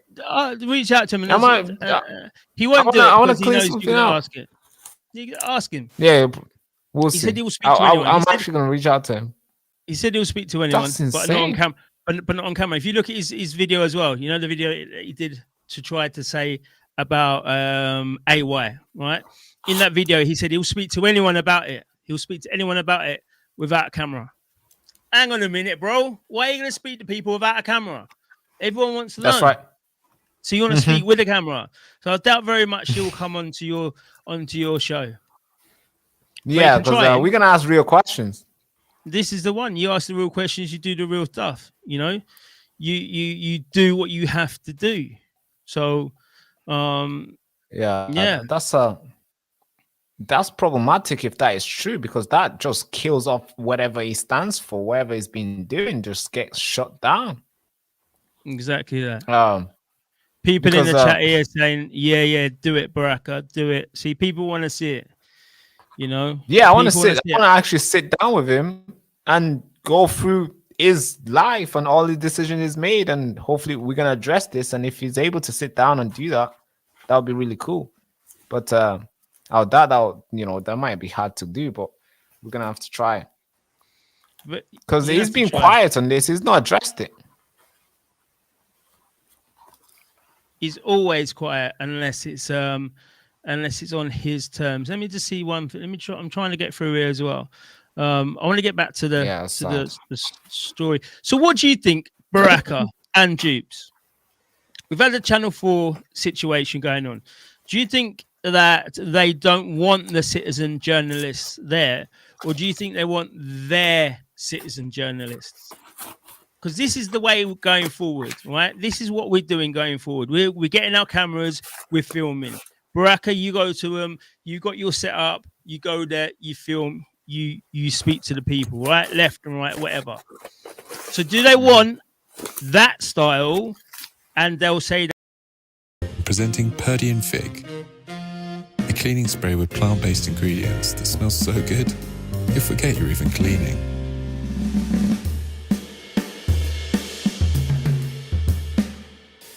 Shop now at purdyandfig.com.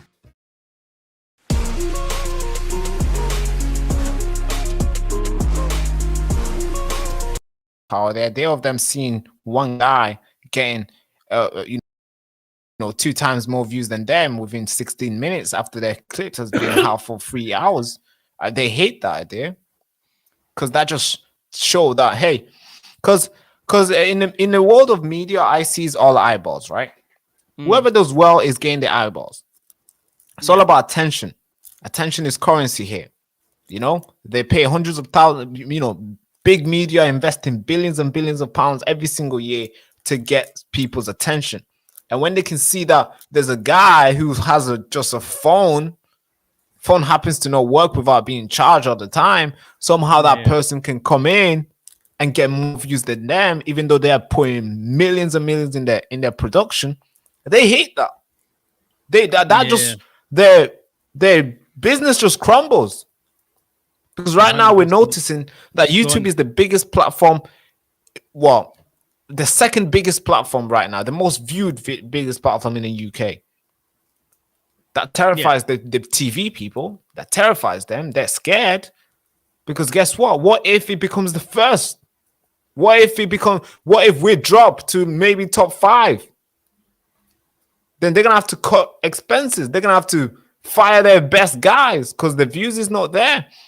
And because they've had this easy ride, they were the only one, and that's why you see Channel 4 has millions of subscribers, BBC has tens of millions of subscribers, but because a lot of people have woken up, nobody watches them. BBC can post a video, they have tens of millions of subscribers, but it will get like 10k views. You might post a video within an hour, it will be on 20k views. Why is that? Because people will see your video and see their video, the same topic, by the way, and they'll choose to click yours. And they are gutted. They are like, they can't sleep well with that. So it burns them. And that's what they would not want journalists, independent journalists, especially the ones that cost. It costs nothing for us to. It's not like we're competing with them with financials thing. We just go and record. So he hates them because our job can stand for longer. As long as the phone is charged, we go on. Exactly. We get it straight away. Was you aware, Danny, that Barak had his own sort of like little piece done on him? Yeah, no, he just said earlier on. He just said earlier on about he's got that going on. Do you know who we've got in the side chat, in the back chat? Now we can listen to we can listen. Do you want to listen? We've got two people. We've got someone saying okay, and we've got someone that's calling himself. Guess who, Jeeps? Henry Crinkle. Have you spoken to Henry Crinkle before? Yeah, he has. Baraka, you have. Yeah, today for the first time I spoke to him. Spoke to him today. Well, I'm gonna bring on OK first. Can you? No. You got to change your thing, mate. Independent journalists, especially the one. Take it off. Okay, take it off. Loudspeaker. Henry Crinkle. Have you spoken to Henry Crinkle before? Yeah, he has. Baraka. Crinkle today. Is that him or is that's not him? Is it? It's using. I'm gonna bring on OK. What happened there? I'm gonna boot. Take it off. Okay, take it off. Oh, he's on some next thing. Anyway, Crinkle's not there. Crinkle, go onto the live bit and get off as well. Get off at your loudspeaker. You're on loudspeaker. This is mental. Henry Crinkle. Oh, hang on a minute. I need to just sort my settings out. 1 sec. Yeah, sort your settings. I'll mute for now. 1 sec. All right, you're mute for now. 1 sec. Why is there two of you? Anyway, let's carry on with the conversation. Jupes, what do you reckon? Do you reckon they want to try and get rid of citizen journalism? Barak said that literally they spend millions and millions of pounds to try to get the few views that they do get, and we can do the same topic, but because they trust the person behind the camera, they come and we take the revenue away from them. What do you reckon? Oh yeah, That's definitely. Right. But the thing is, they've lied too many times. And I think it's more than that. I think people want to see the truth and the understand and to see that people are showing the truth to the wider public and why people are really upset. Because we've got a government at the moment that is branding us all far right. We've got officials that are branding us all far right. We've got people on the left that are branding us far right. When the truth of the matter is, we just want our country to be united. We're concerned about all British citizens. We don't like the standards of any of our infrastructures and services that are going on because they're all collapsing around our ears, and our safety for people out on the street. We're worried about our communities, and that includes people of all colours, British people. And there's a lot of British people like Barak who get it. There are. What if cleaning wasn't a chore? What if it was jazz? Attention, attention, attention. This is not just a normal t-shirt. This is your battle armor in this war against lies and manipulation and deception. And when you wear this t-shirt, you are not just making a statement. You are. If it was, I wouldn't be sitting here as married to an African man. You wouldn't be sitting here, and nor would Barak. When you say you want it to be united, what do you mean? We live in the United Kingdom? We're not united though, are we? What do you mean by that? What do you want to happen? I'll tell you what we need to happen, okay? On this stream here, we have it, right? This is the essence of the United Kingdom. You've got two black people here who are on the right wing. You've got Jupes, who is on the right wing, and we've got you that's going to try and agitate. But what I want to say to you today, Henry Crinkle, is you'll get kicked straight away if you do your nonsense. Well, all right? Yeah, I won't shout. I'll just join in the debate. Okay, so the United Kingdom is to make sure, the united with us is to make sure that we as a country and as a people, we have our borders protected, we have our women and children protected, we have our communities protected. And it doesn't mean just from the illegals. We need to protect our communities away from the top government. We need to protect our communities away from local government. We need to protect our communities away from all the wrongings of society. Right? How are you going to... What are you protecting against? I've just told you. Yeah. Well, no, you said you want them protected. Corruption and paedophilia. I want them protected against illegals coming in. Okay, people who shouldn't be here, people who have come through the right routes, right? I want it protected from corrupt police officers, corrupt politicians, corrupt people in the local councils. I want them protected from the nonces, the paedophiles who are white, British, and in this country now, who've been living in this country the last 20 years. I want them protected from all the satanic bits of this society, right? So why don't you do marches to do with that, or protests like outside? What was United Kingdom? Why is it always focused on the migrants? Why? Because at this point in time, we've got people breaking into this country, right? Well, we got with no ID, no documentation, and they're taking away the you know the situation. How do you know they've got no ID? How do you know that? Because they shut their throat in the sea. Is there any evidence for that? Okay, 1 second. Apart from a single video where somebody's throwing a nondescript piece of paper overboard. Okay, so somebody, if there's one video, if there was one video of someone saying something racist, right? If there's one video of Tommy Robinson, right, out of context, saying something that's perceived to be racist, you would accept that as the truth, wouldn't you? For that individual case, you would accept that for the truth, wouldn't you? Yeah, but I wouldn't use it like anecdotal evidence to prove a general point. Obviously not. You would say that people, when they say Tommy Robinson's a racist, you can say, well, I've heard one thing or I've seen one thing that proves that point right. So I can then say, yes, probably he is. No, right? This is a logical fallacy, though. What you're trying to do is use one example to make a general statement about a whole group of people, when actually all you've got is anecdotal evidence. That's a fallacy. That's bad reasoning. That's not using your brain. How is it bad? If I know that people, okay, and it's not just one person, it's not just one video, right? There's dozens and dozens of videos. It's not only dozens of videos, it's the people there who are saying it. Because this is the thing where you can this is the thing where you can call. You do your worrying stuff online, right? This is what you do. You do it online. You don't get out there, right? I can come and meet you in London and we can ask people. Yeah, we can go to we can go deep in the migrants areas, right? And we can ask them, do you know anyone that's chucked away their ID to get in here? And the answers over and over again will be yes. I know that person. I know this person. Well, the answer may not be. You're just assuming that's what it's going to be. How do you know? You haven't done it, have you? I'm not making assumptions. And secondly, have they got ID? So are you saying they got ID? Are you saying they've got identification? Yeah.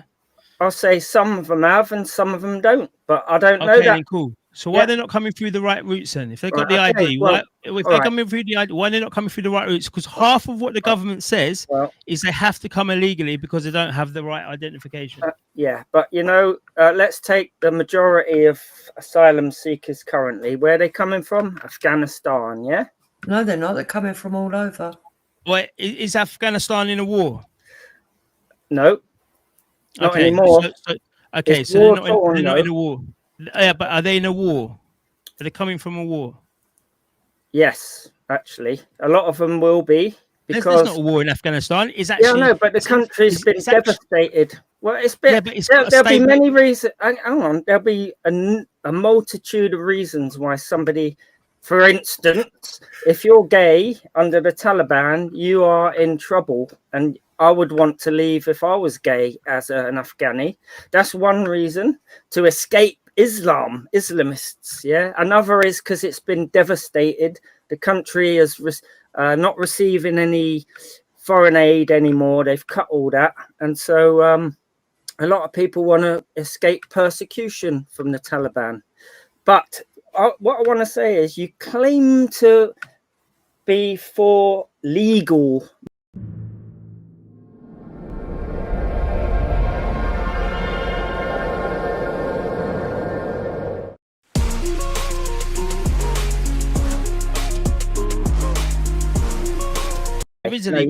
Well, what's that? What does that look like? What does the legal migration route look like if you're trying to escape? from there? Tell me. It looks like this, yeah. It looks like you go to the Taliban and you say to them, "I want to leave the country." I don't know what it is in there, but I know that the Taliban has said that they are prepared to do a deal with Nigel Farage if he was a government. Yeah, so that's down to us as a government to then go to the Taliban and say, "Listen, take your people back." Yeah, that doesn't exist currently, though, does it? But the Taliban said it about Nigel Farage. So yeah, but why no, wouldn't there's they no. say, Yeah, they might have said this is what we might do, but that doesn't exist. Show me the legal way to apply for asylum from Afghanistan to the UK. Well, it doesn't matter anyway. Why is that relevant? It does matter. What? Why? Okay, cool. Right? Because there's there's no legal way. Right. All right, let's go with you. Let's go with you. Right? Let's let you try and win the argument. Right? I'll go with you. There is no legal way. There's no way of an Afghanistani person go into a consulate in any of the European countries that they have one, right? And claiming asylum. There's no from way. Afghanistan, there is no way. Cool. All right, cool. I'll agree with you on that. Let's just to move the conversation on. Okay, I'll agree with you on that. Right? Conservatives shut down those routes, yeah. And so if we were to reopen it, and for very good reasons, there's people who want to leave that country, would it be the same bunch of people who have decided to come anyway from that country? So you kind of for them if they're legal and against them because they're illegal, but it's the same. No, I'm not. I'm against all migration. Didn't you know that?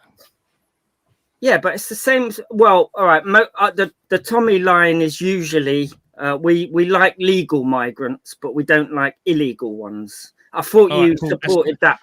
That's not my line, is it? Okay, so you're against all migration. I'm shutting the borders. I'm shut the borders now, and let's kick everyone out who's been here illegally, and then we can sort the rest of it out. Why do you keep using the word illegally? Why not just you don't use the word? Because you said you're against the whole idea of migration.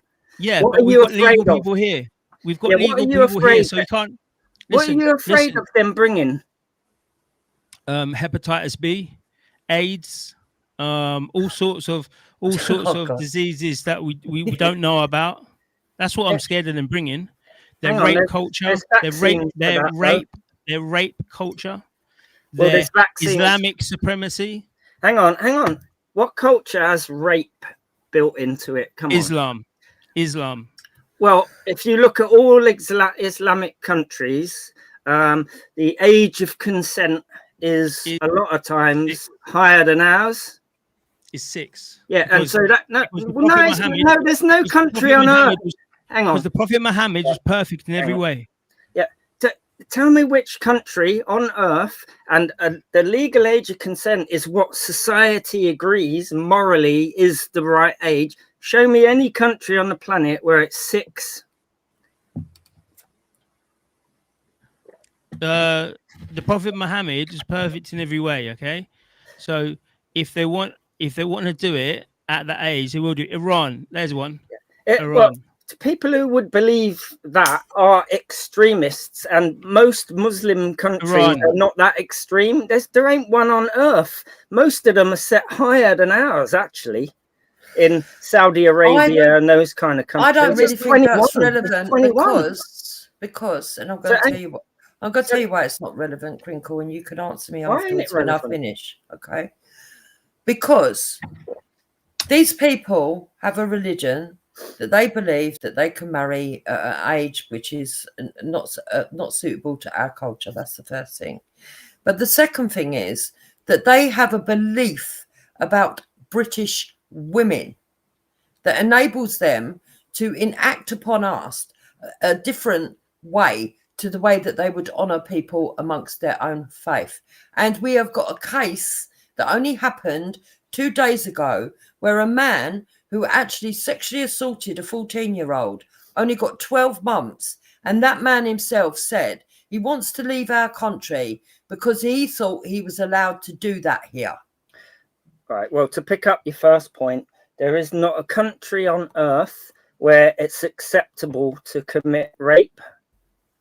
But there is rape culture in Islamic countries, as it says here. There's rape culture in every culture. You said earlier on that show me where there's rape culture. So I'm looking understanding rape culture in Bangladesh, India, and Pakistan. Is that true though? Rudabear.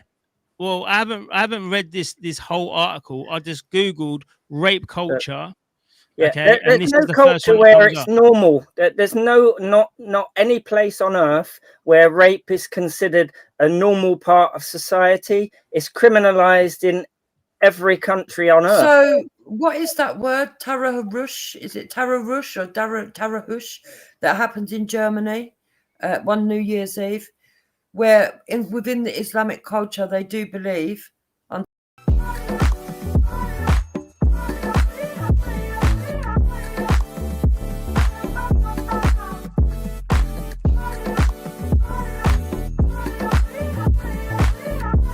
Muslims, do you know where that's acceptable? I don't know any. In Britain. In Britain. Well, I don't know anywhere they think that's normal. Well, we've got evidence of grooming gangs up and down the country. And when you speak to these people, they're the first to say, I denounce anything like that. Well, they're not going to admit it, are they? Do you think any kind of abuser, white, black, indifferent, do you think if you say to them, are you sexually abusing, they're going to go, yeah, fair cop? Well, I can point to an extreme wing of the Catholic Church that does things with little boys, but yeah, I know it's a fallacy to go down that route because it's such a small minority. It's not it doesn't represent most of them. So were the Catholic Church raping the whole of the country? No, just could you find it in every town and city, or were they doing it discreetly in a disgusting manner in some secret corners of the country? And when they were exposed, part of the problem was that the church was covering it up and sending them elsewhere, and then they might start again. But there wasn't collaboration where people were actually trafficking girls from one part of the country to another. There wasn't an organized network, was there? Well, no, I'm saying there was little boys being passed around. Yeah, disgusting. Yeah, that's bad enough, isn't it? Ain't that bad enough for you? Well, of course it's bad enough. That's why we don't want to add to it. Yeah, right, you can see here, right? You can see here. This is the age of consent, right? This is the age of consent in countries and states. If we look at Afghanistan, male, female, there's no age of consent, right? If we look at Iran, there's no age of consent. Iraq, no age of consent. Japan is 13. Japan's quite paedophilic, to be fair, because it's 13. Well, there are historic ages of consent. Wait. You're telling me there that they are higher than the West, right? Yeah, look at Saudi Arabia. All right, what's the average? That's one though, isn't it? That's one. All right. You told me I couldn't look at one example earlier on. Right. So I'm not looking at one example. Okay. Well, the average. Saudi Arabia. Right. Look it up. What's the average for the world? I think you'll find it's between 16 and 18. So that's when you take all of them into account. What? You really are a dislikable person. So why? No, I'm just pointing out how flawed some of your reasoning is. No. What you're doing is trying to enable a load of people to stand up and try to make a very illogical case to keep paedophiles in the country, which is weird. Well, no. What you're trying to do is demonize people and make them seem like they're more likely to be a criminal because they're from abroad. Like the asylum seekers, you're painting them out like you're born to be more of a criminal. We don't say that and come here. Asylum seeker. And the culture is somehow worse. Asylum seeker. But what we do say is that there is enough to be concerned. Well, is the percentage higher among them, or are they normal people just like the rest of us who want a happy life to get on, not harm people, just like me and you? Why do you make it look like there's some sort of hold, wait. You're not the same as me, Crinkle. Crinkle. There's a lot of people in the chat that don't like your reasoning, that you're trying to defend people who have a rape culture, or you're trying to defend that type. You're not looking at it eyes on, right? A rape culture, wait. That's not defending them. It's just pointing out.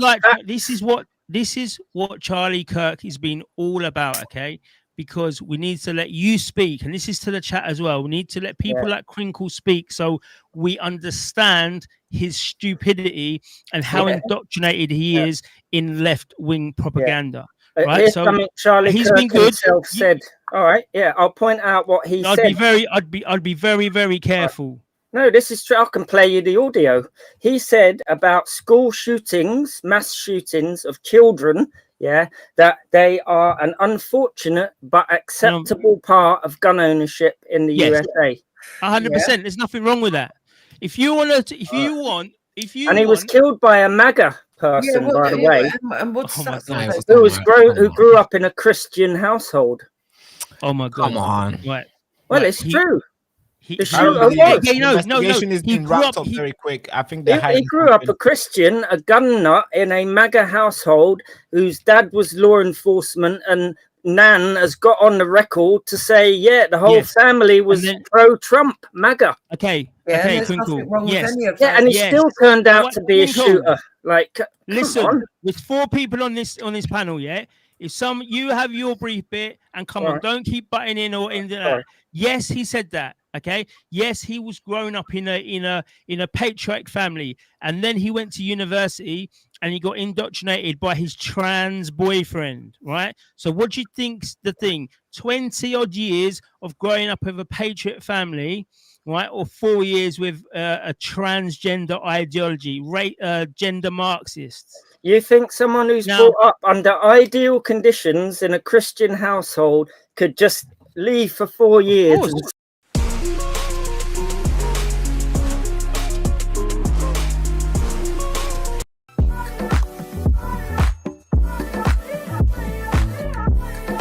So then I was born in a refugee camp in Tanzania. At the time, there's so many people ran there. A lot of people were going there, real refugees, after being butchered from the civil war that erupted in Congo. My parents applied for asylum to all the countries. They waited. Now, then I was born in that camp, the same camp. I'm talking tents. I was born there.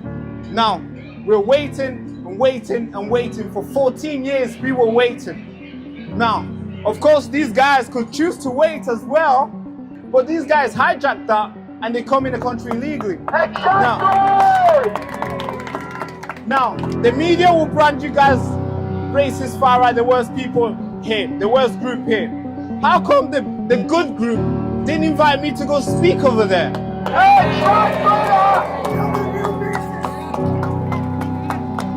So I call this the greatest awakening, because all the way from over there, there's hundreds of people turning up. It's a Saturday, for God's sake.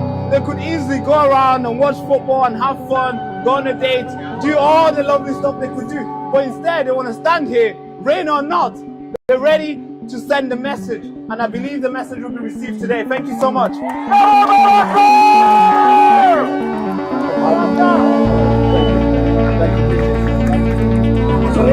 For anybody in the back who struggled to hear this young man's story, what incredible, brave young man. Oh yes, I British Christian values, regardless of his own beliefs.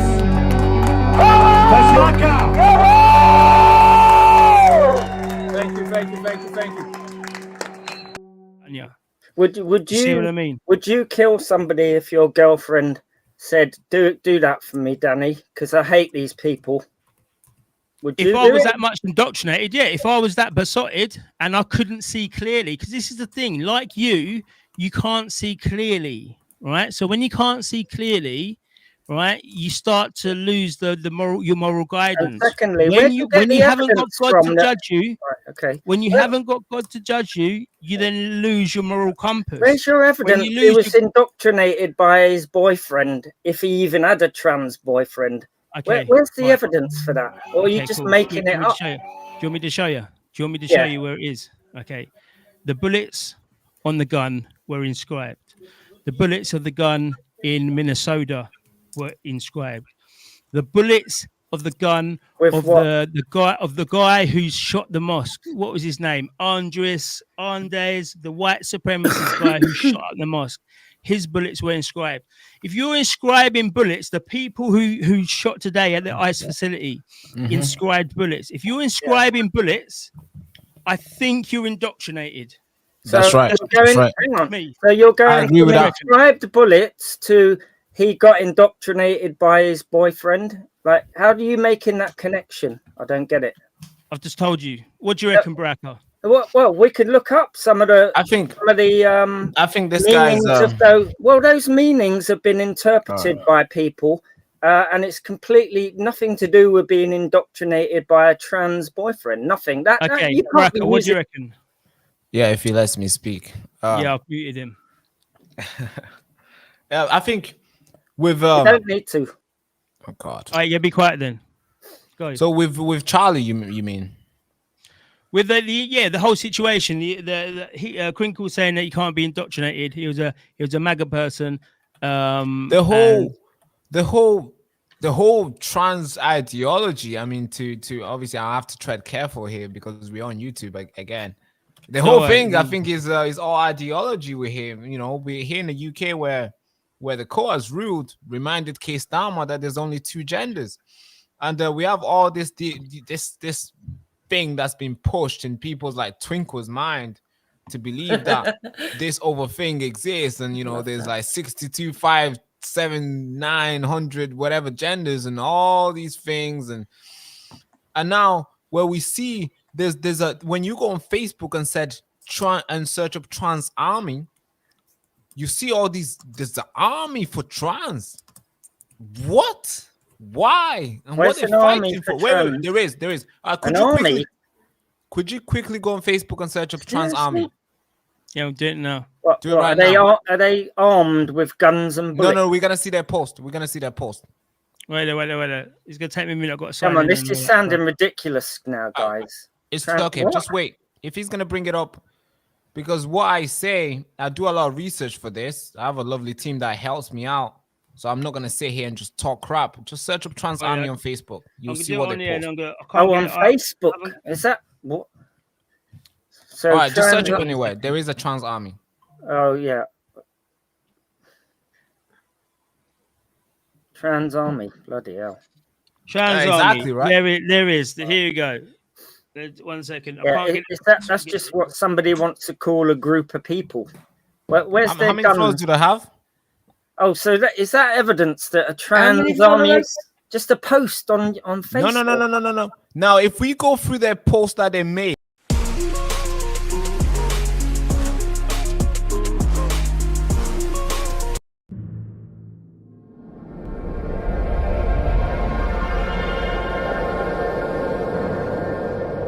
Got an army. I just prove. If we go through those posts, no. Wait. Let me chat. Let me. Yeah, MAGA have got an army of gun owners. So look, what? stop jumping about. Allow him to speak. But come on, this is. Look, 100. Yeah, that's their name. Do you actually think they're with you see how many people follow that? And if you go through their post, there's football lads armies. Wait. If you go through what they post, Danny, and you see what they say, they get people mobilized. They get young people angry to do something for no freaking reason. And so do people like AY Audits, though. They get people angry at migrants who ain't all criminals, and you paint them out and demonize them. Why did you, here's a line they always use. Why did you skip past the first safe country to come here? Why even go any further than that? Stop it. No, because great question. Why do they skip? Yeah. Why do they skip that country? Yeah. Ask him. Why did you skip that country? What you escaped your own war? Yeah. All right. Look. To a neighboring country, and then you started applying to come to Europe. Why? Right, good question. Good question. Now, if you could just mute yourself or something, stop yourself from interacting when you ask the question, please. God. All right. Okay. Cool. Something happens in a country, you run away to the nearest by country. That's the law, right? You run away to the nearest by country. Then, if you apply asylum, if the country that's hosting you accept you, then you stay there. They'll sort you out and stuff. Now, if they don't accept you, then obviously the asylum will be countries that want to take people in will come in and be like, all right, we're gonna take 2 families. We want that person. You know, oh, that guy with 5 kids, yeah, we're gonna take him. But first of all, you go through a list and you get interviewed multiple times. I see my parents go through this interview multiple times. They're going out there with the interpreter, you know, they're going back and forth. They're looking at every single record, no criminal record, nothing. They're seeing everything. Before I arrived in the UK, we had our documents done. Long time. It's a long process. Why did you choose to come to the UK though? No. And not stay where you were, the first safe country? No, I'm gonna ask you. I'm gonna answer that. Can your parents? Did I not just say that countries will? Did I not just say countries will pick which family they will take? Only if you've applied. Why not just stick where you were? Why did you apply to go in the camp? Now look. The reason why it sparked. It's been 30 years plus now. The war's been going on. Hundreds of people are dying. Almost 30 plus people are dying every single day in the place where my parents came from. That's not the answer to the question. Wait. Wait. Crinkle, please. Crinkle. I'm gonna drop him off, right? God, do it now. This guy, he's lost the argument, so he wants to try and make a new one, right? So this, he just wants to agitate. Yeah, that's what he's doing. He's a crackhead, by the way. Yeah. If you didn't know. Now, obviously, we just destroyed him with the trans army thing. He couldn't explain why and trans would need an army. What was that for? I mean, why do they need an army to mobilize young people with guns to go and shoot people up? Why would you need that? I think that account should be blocked. It should be blocked on Instagram. It should be blocked on Facebook. It should be blocked everywhere. But when we speak the truth, somehow we get blocked. It's insane. Now, let me answer this question because I'm assuming he's still listening. So, my parents applied for asylum. It was to any country. Any country. You don't pick a country that you want to apply asylum to, especially if you're a real refugee. You're just looking to any country that will pick you. You don't have the luxury to pick. And any country can pick you. And can I assume that the country that you had your family that were living in the tent, that country was born in a tent. Yeah, they were willing to hold you there, but they weren't willing to have you as a full-blown citizen. Is that correct? That's right. So there it's a refugee camp. That's the reason. There you go, right? Refugee camp. So that is just answered part of your question, Danny. There's a reason why people may want to come elsewhere than the first country. Maybe they're put in camps in the first country. No, he was in a camp in the first country. Look at the he was in a camp. But he didn't want to leave that first country, did he? Wait. I mean, he did want to leave it. Sorry, he didn't want to stay. No, he wasn't allowed to. No. They told him. We we're not allowed meant to leave. So why do you expect these other migrants to stop? Hang on, he just explained it for you. There's a reason. Wait. And hang on, I've got one more question for him. I have to answer your question first of all. Hang on, no, here's the question. No, Crinkle, you're 1 second away from just getting full on kicked, right? Yeah. So listen, he's answering your question. You're asking a question that you want the answer to. Yeah, he's coming and giving you the dignity of giving you the answer. So give him the respect. So give him the respect, okay, of answering the question. Right. So he has, and this is the picture I get. He escaped a war. He didn't want to stay there. His parents did. Sorry, he wasn't even born because there was all kinds of atrocities going on around him. So they escaped to the nearest country. Yeah, where they were allowed to stay and they were safe. That's the nearest safe country. No, they were allowed to stay. Hang on. They were no longer. Wait a minute. That's wrong. But clearly you're not listening. No, you.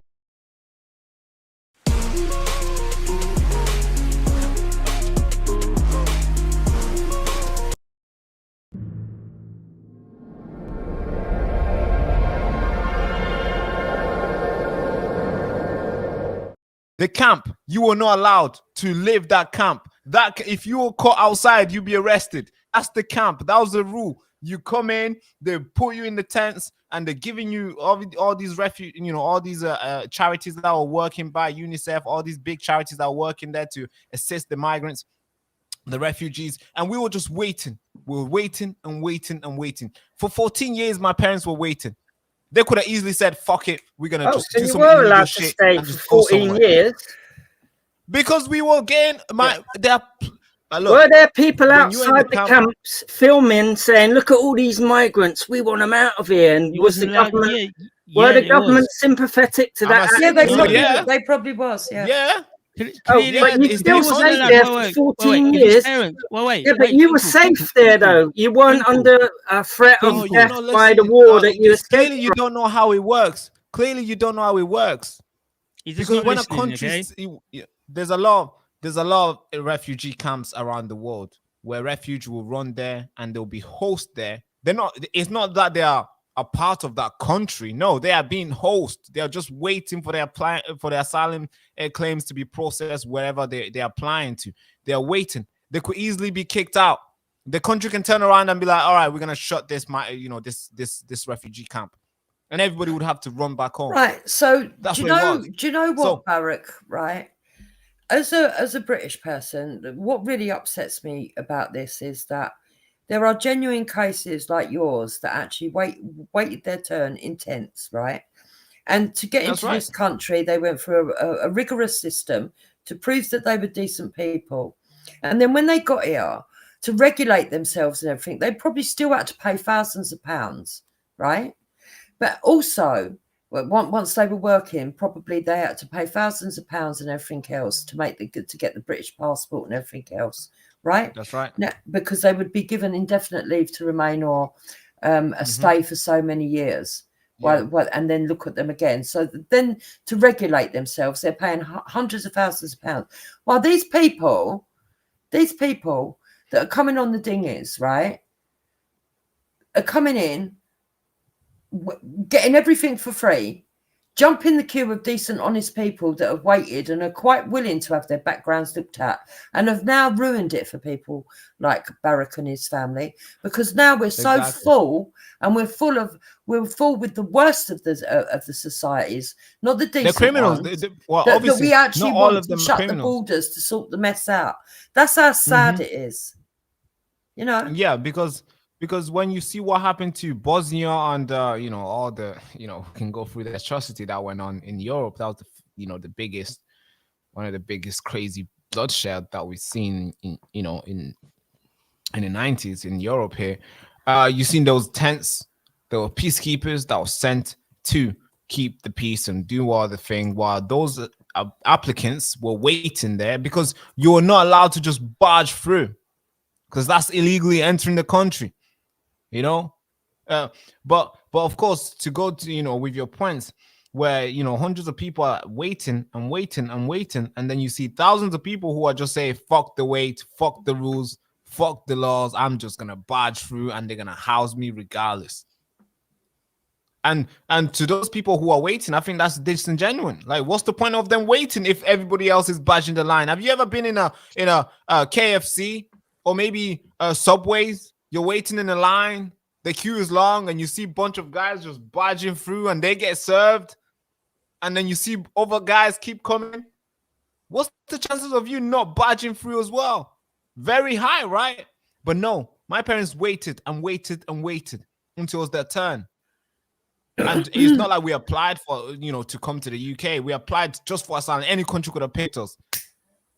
Yeah. We were thinking, United States, because the United States was taking a lot of refuge back then. It was looking like we were going to go to America. Oh, and so we were second choice, eh? I'm joking. No, because when you apply, you're not picking. You don't have, it's not like, hey, where would you like to go? Yeah, no, I know. No, I'm teasing. The country, I'm teasing. Yeah, of course. So the country will see and be like, okay, I like this guy's background. I like the family.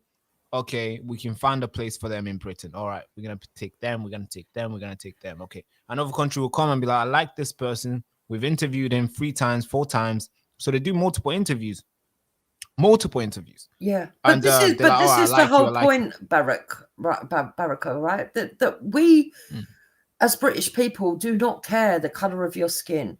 We don't even really care what your background is. If you're willing to come here, work hard, assimilate and respect us, and we'll respect you. Because respect is supposed to be reciprocated, okay? And this is what we're trying to say. people need to understand that there would not be this problem if we didn't have people coming in here, disrespecting us, disrespecting our traditions, having people infiltrate into our political structures and all the infrastructures of this country, and then turn around. Earn tax-free interest on ISAs with PNBIL up to £20,000 for current tax year. Visit P. All over 200 years ago. It's ridiculous. It's ridiculous the way they've tried to strip us of our identity, tell us that we never put anything into the country of our birth, tell us that everybody but the very people that were born on the soil built the country, which is just not true, and that we should be grateful because it's only immigrants holding up the NHS, when we know that the NHS has collapsed. Then gaslighting us with figures, telling us fake figures and stats on newsreels for years, and then we find out that actually immigration is at a cost to this country financially, but it's not even so much the financial that is a worry. It's the actual emotional cost that it's having on the people of this country. Yeah, exactly. Yeah. That's Everyone in the chat, people in the chat doing stupid things, man. Stop doing it. So I'll just ban everyone, right? Does everyone want Crinkle back on? Do you want to listen to his right to reply, or should we just kick him for good? I mean, that's the question. We can bring him on if he's able to sit and because I know how these guys, they're not able to sit quiet and listen. Exactly. They're not able to sit quiet and just have a normal debate. They want to just rush. They're always agitated, and then hence why we've seen the violence that these guys bringing in the street every time.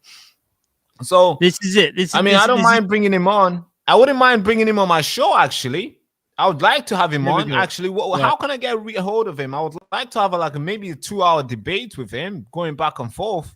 There you go. I want to understand what he thinks. Well, I think as obviously as you mentioned with Charlie, this is what Charlie used to do, and to honor Charlie, I want to debate with somebody who just fully disagrees with me on every single side. Right. What you said is a perfect reason why people may not be able to even stop in the next door neighboring countries, although the stats say most of them do anyway. Okay, so you embody the example that Danny asked for. You've explained it in your words. That's why some people have to come and go further afield. And one question: before you left the country, could your which country was it again? Democratic Republic of Congo. Right. So, could they speak English? No. No. Okay. Because that's one reason why a lot of people may choose to come to England, because they can speak our language. But you learned it quick enough, so that's it. And this is the thing, Crinkle, yeah. I want to know why Jupiter thinks they don't want to come here to assimilate, get jobs. We all know they're all trying to do Deliveroo and just be part of society and make a better life. Are a benefit to this country when you go into costs and stuff like that.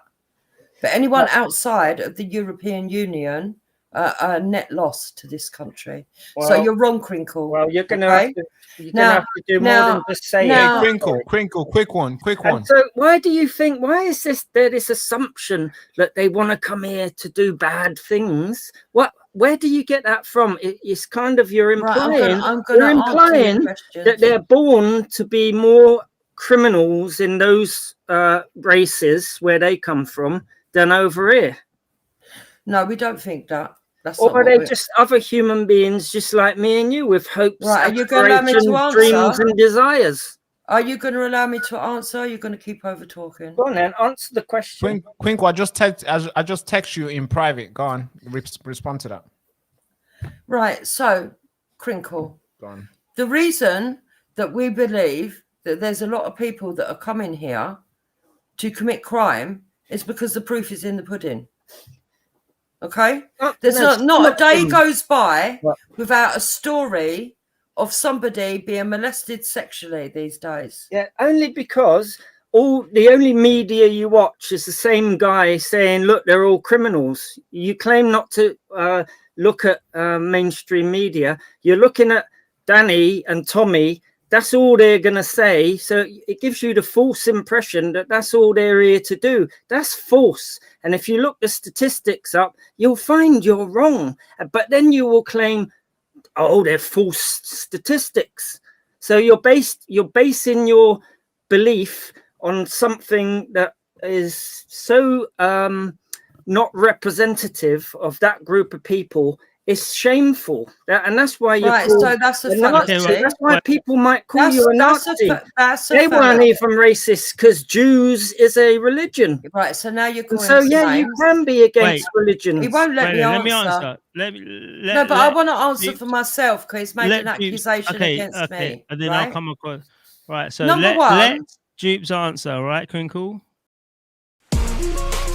People. It's shameful, and that's why you're right. called So that's a Nazi. fallacy. That's why people might call you a Nazi. They weren't even racist because Jews is a religion. Right. So now you're calling. So yeah, you can be against religion. He won't let me answer. Let me answer. No, but I want to answer for myself because he's made an accusation against me. And then I'll come across. Right. So Number one, let Dupes answer. Right, Crinkle. Because I know what you are. You are a weak liberal man that is a danger to our society as much as the criminals that are coming in committing the crime. And also on the back of that is That's what powerful. we've been saying for a long time. Okay, and it's people like Baraka, who's been here, people like Based and Bougie who have come from the Congo, okay, have come here with not speaking English, and in his short lifetime has not only learned the language, he's learned how to integrate. He is walking around his area as one of the people, okay? So he does it the right way. If everyone did it like that, no one would have a problem, okay? Well, how can you integrate if you're in a hotel? How are you meant to integrate? Well, he didn't break in illegally. He didn't come on a boat. Okay. It's the same people. He said the ones were rushing the queue and being illegal were in the same queue. It's the same bunch of people. Yeah, so one's in the queue. Okay, cool. So one's in the queue. Okay, they're both in the same queue and one's rushed it, yeah, and they've come in illegally. The one that's coming illegally seems to have all the gifts and the gold, and the one that's in the queue is still in the queue. Yeah, it's Barrett. It's Barrett. We need to be queuing out. Wait. You would all of a sudden hate him. Is that correct? If he jumped the queue and his parents said, "Fuck this, we're not waiting. Let's be ambitious." I would say it shows signs of being ambitious, though. Surely, if Baraka come in illegally, okay, and was living illegally and was broke the very laws of this country of getting in here, it would be the same thing, wouldn't it? Yeah, but he's a nice person. It doesn't matter if he's a nice person now. Okay, so you can see how your demonization works. Just because it would be the same exact person, yeah, but he came here in a rush and jumped the queue, and then you deem that illegal. Now he's a criminal. Now we don't want him, but he's the same person. It doesn't matter. He's a criminal. And he's giving you reasons why it's not illegal. Why he can't. It's going to be very difficult to talk to this guy. He came here illegally. He's in the back. He's in the back. He's still there. Yeah, he's done. Came here illegally. I actually want to have a conversation with him. I really do, but he's not able to listen to other people. He's not able to agree that he's wrong, or even to peacefully disagree. It's just exactly. Yeah. And this is what we need to do more because the we need ideology to have a conversation with these guys. Yeah, it is, because it's this ideology that needs to be shown. I don't think that we've given enough people. I don't think we've given enough people enough time. And I Dupes, you do it all the time, yeah. And a lot of people on these YouTube streams have been saying, "Well, you know what? You know, you shouldn't be doing that. You shouldn't be speaking to this person or whatever." But I think now, especially after everything that's happened, and it's not even the Charlie Kirk shooting, is what happened afterwards and what's happening up until now. Because you can see the evil, the satanic language of the left. They can't, just like Crinkle, he can't be amicable to say, "Do you know what? I don't agree with you, but thank you for your answer." Right? These people can't just say, yes, he's one of us.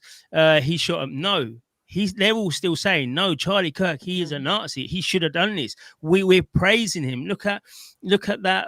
The two people, Bob Villan and the Oxford Union person. These people are praising death, and the more weeks that go on, and the more that Charlie gets elevated, okay, because we're actually now looking at his work and saying, well, actually, he's a preacher. Even me, I didn't even know he said that much about Christianity and things like that. I didn't even get to it, and I'm an avid watcher of him. Do you know what I mean? But when I'm seeing it over and over again, so this is what we have to do.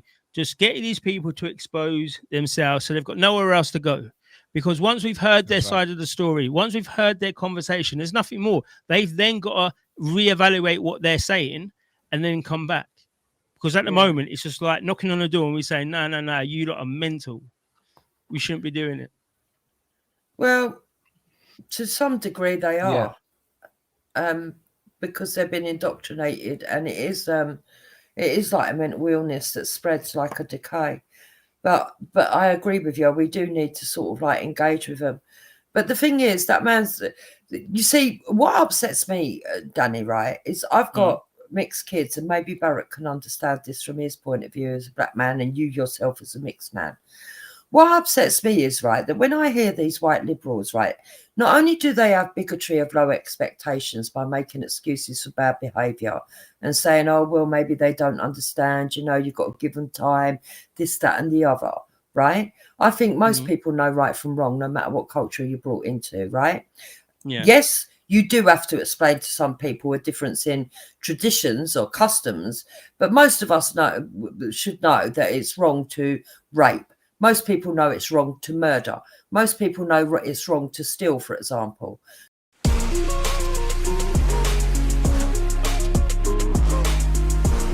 And the other, right? I think most people know right from wrong, no matter what culture you're brought into, right? Yeah. Yes, you do have to explain to some people a difference in traditions or customs, but most of us should know that it's wrong to rape. Most people know it's wrong to murder. Most people know it's wrong to steal, for example.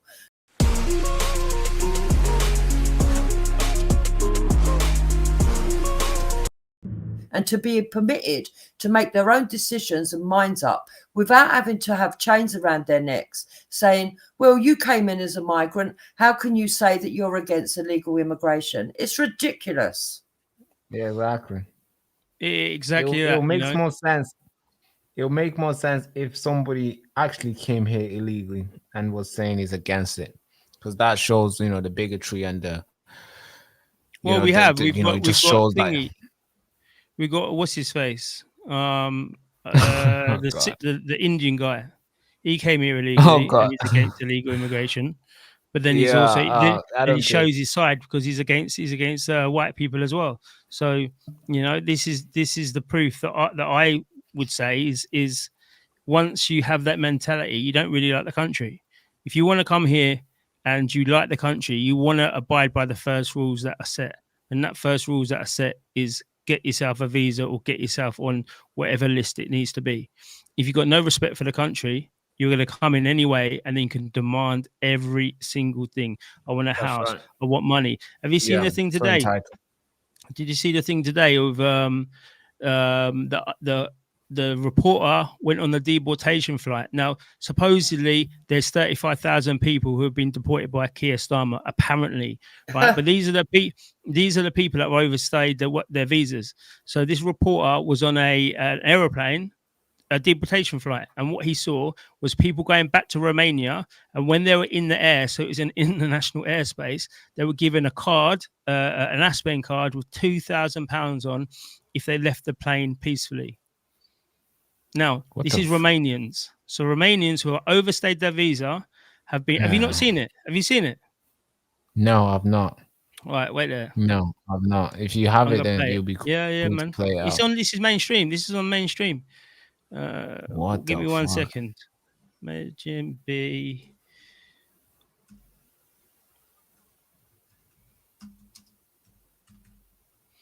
Yeah, man, it's on. Here we go. Wait there 1 second. Sharing this.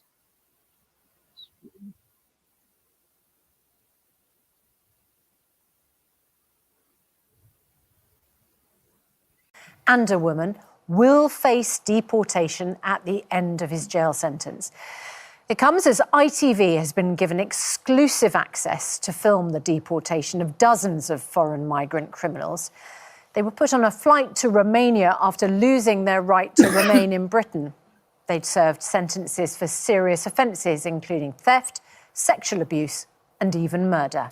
Well, the operation to remove the 47 migrants who had all come to the UK perfectly legally cost hundreds of thousands of pounds. They were given bank cards preloaded with up to £2,000 apiece to help them resettle.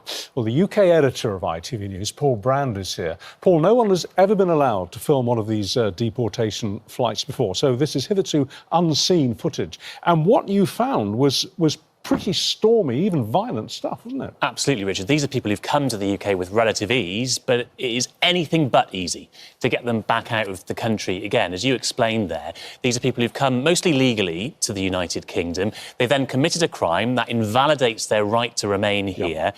They serve some of their sentences in British prisons before then going to a detention centre for migrants, and that's where we met several of them last week. You want to go home? No, I've been living here almost 10 years. Sorry. It's almost 10 years? Yeah.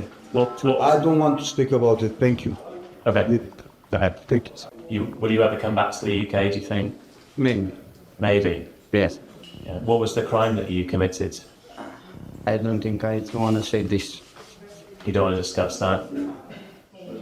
So they were some of the more compliant individuals, calmer individuals. Yeah. Others did physically resist their deportation. They threw urine on members of staff. They were shouting abuse. Some of them had to be physically restrained. And this is why the Home Office actually wanted us to show this. It took 6 months to negotiate this access, but nevertheless, the Home Office want to see the extraordinary effort that has to go into actually removing these people. I think a lot of our viewers will think, why not just get them out of the country? Mm-hmm. It is easier said than done quite often. 47 of these migrants had to be escorted by up to 100 staff in the dead of the night to prevent disruption, taken off to an airport that we're not allowed to name this morning, but there we were allowed to film this flight for the first time.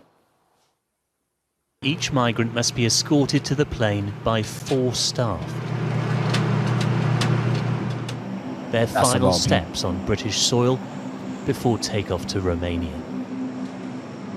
Right until they reach the top of these stairs, offenders will try to challenge their deportation with legal claims. In fact, 3 have already managed to get themselves out of this flight. Ready, guys? Roger. Right, he's going to walk on. Sir.